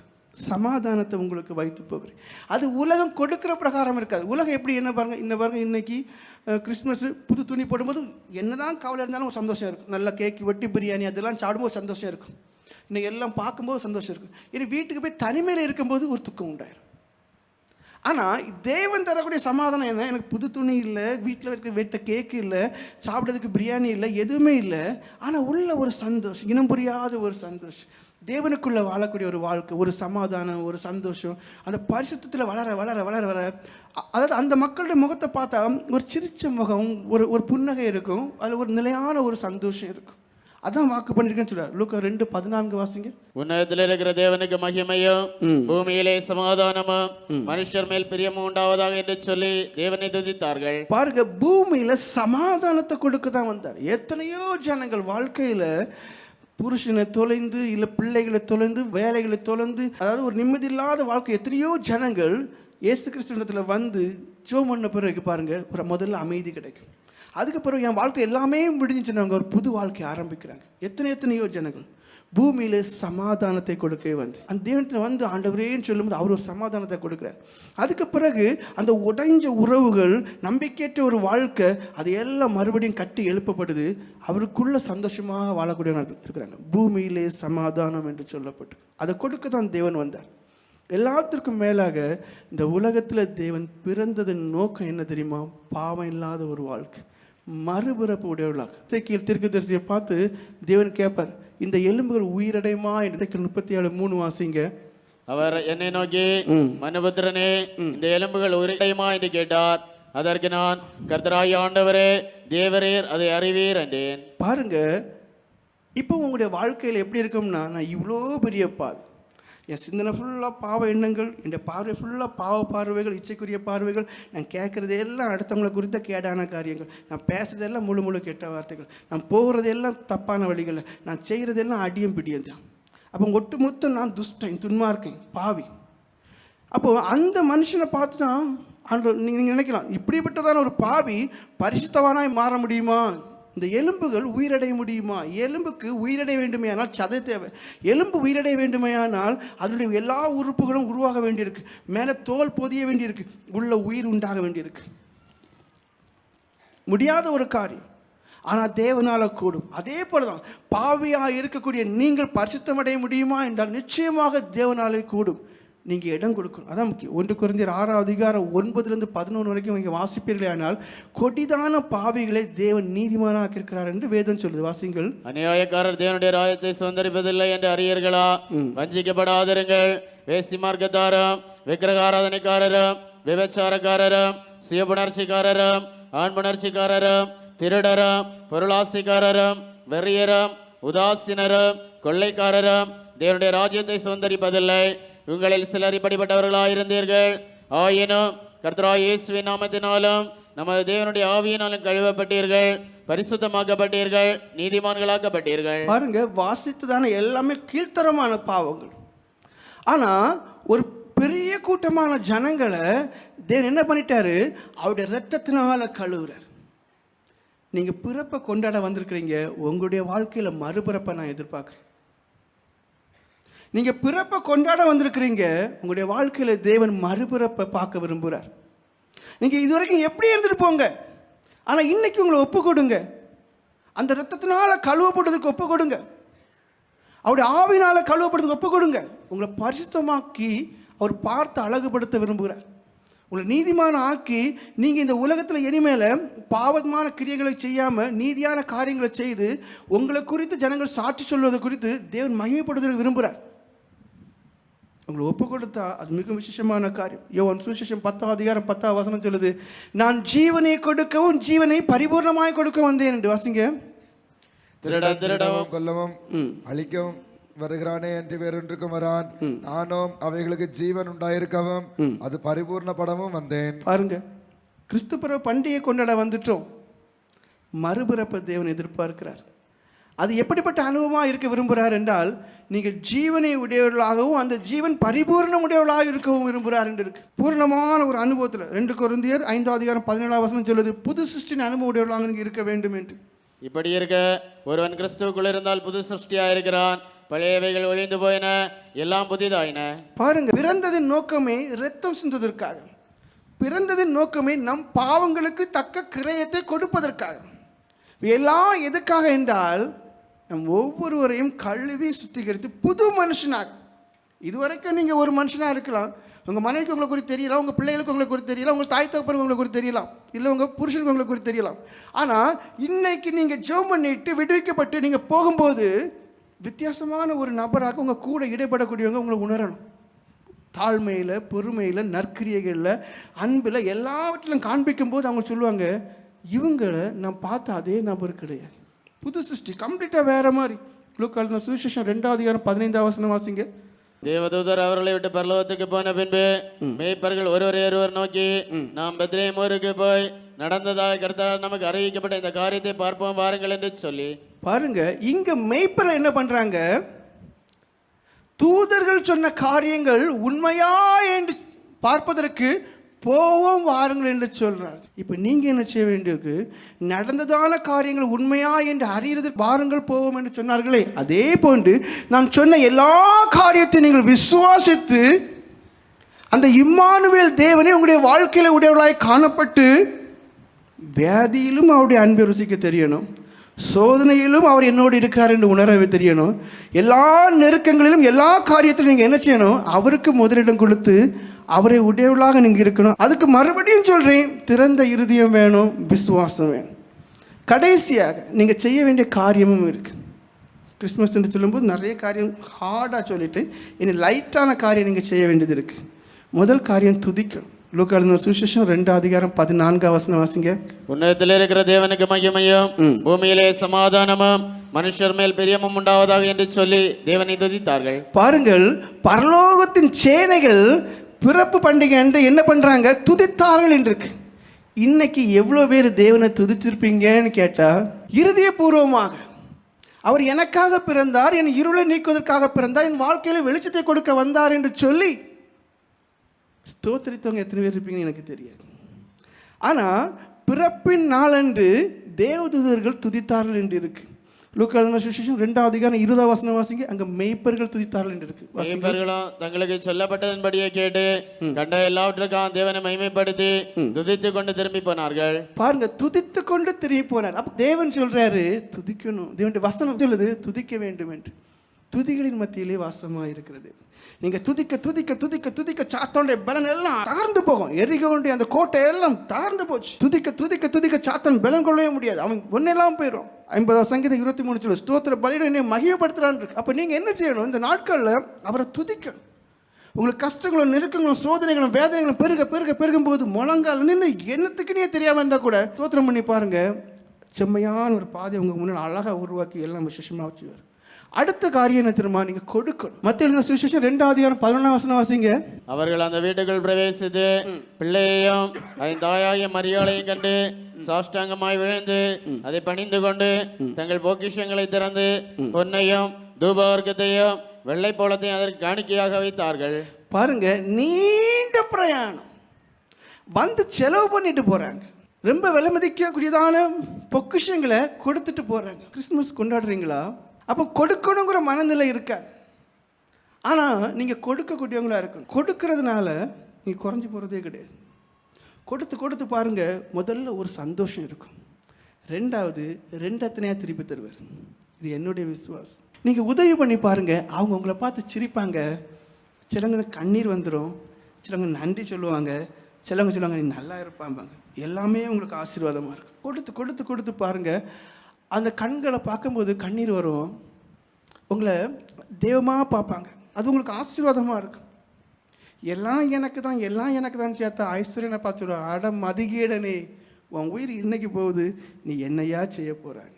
மூணாவது காரியம், ஒன்று துதிக்க சொன்னேன், ரெண்டாவது காரியம் கொடுக்க சொன்னேன், மூணாவது காரியம் சாஸ்திரிகள் என்ன பண்ணினாங்க? நீண்ட தூரம், அந்த காலத்தில் ஒட்டகத்தில் வரணுன்னா பெரிய கஷ்டம். அவ்வளோ தூரம் வந்து தேவனை சந்தித்தார்கள். அவரை சாஷ்டாங்கமாய் பணிந்து கொண்டாங்க. எனக்கு தேவை, அந்த தேவன் உங்களை சந்திக்க அவர் ஆயத்தமாக இருக்கிறார். ஆனால் அவருக்கு இடம் கொடுப்பீங்களா என்பதுதான் என்னுடைய நோக்கமாக இருக்கு. உங்கள் இருதயத்தை நீங்கள் திறந்துட்டா போதும். முதல் இடம் உங்கள் இருதயத்தை நீங்கள் திறந்து கொடுத்துட்டா போதும். அவர் உங்களை சந்திக்க அவர் ஆயத்தமாகவே இருக்கிறார். நீங்கள் என்ன பண்ணணும்?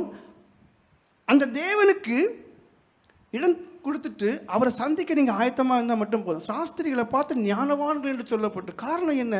அவர்கள் தங்களுடைய வேலைகளெல்லாம் விட்டுட்டு முதலாவது தேவனை தேடினாங்க. இப்போ நீங்கள் ஞானவான்களா என்று கேட்டால் இல்லை. நீங்கள் தேவனை தேடுகிறவர்களா என்று கேட்டால் இல்லை. இயேசுடைய பிறப்பை கொண்டாட வந்திருக்கக்கூடியதான் நீங்கள் அவருக்கு பிரியமானவர்களா என்று கேட்டால் இல்லை என்று. ஏன்னா பிறப்பின் நோக்கமே ரட்சிப்பை கொடுப்பதற்காக.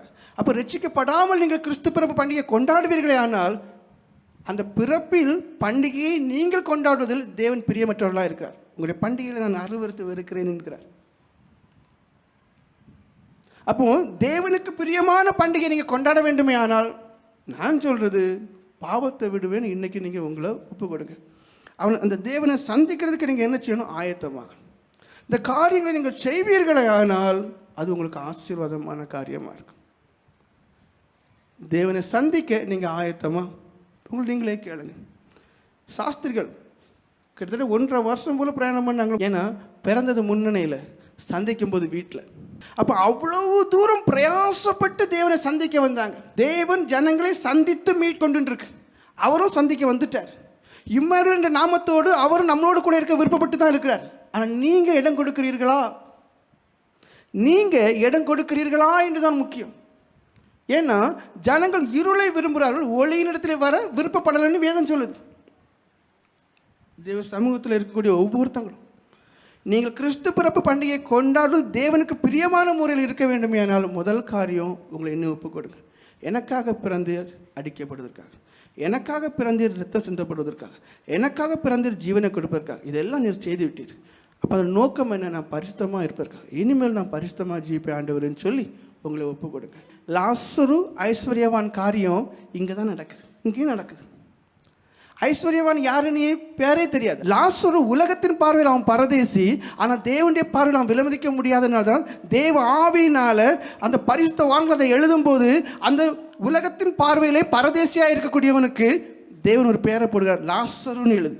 நீங்கள் தேவனுடைய பார்வையில் லாசருவாக இருக்கத்தக்கவாறு, விலையேறப்பட்டவராக இருக்கத்தக்கவாறு உங்களை வெறுமைப்படுத்து. பிறப்பு பண்டிகை கொண்டாட வந்திருக்கிறீங்க. உங்களுடைய நோக்கம் எது தெரியுமா? திருடன் இன்ன சாமத்தில் வருவான் என்று தெரியாதே இருக்கு.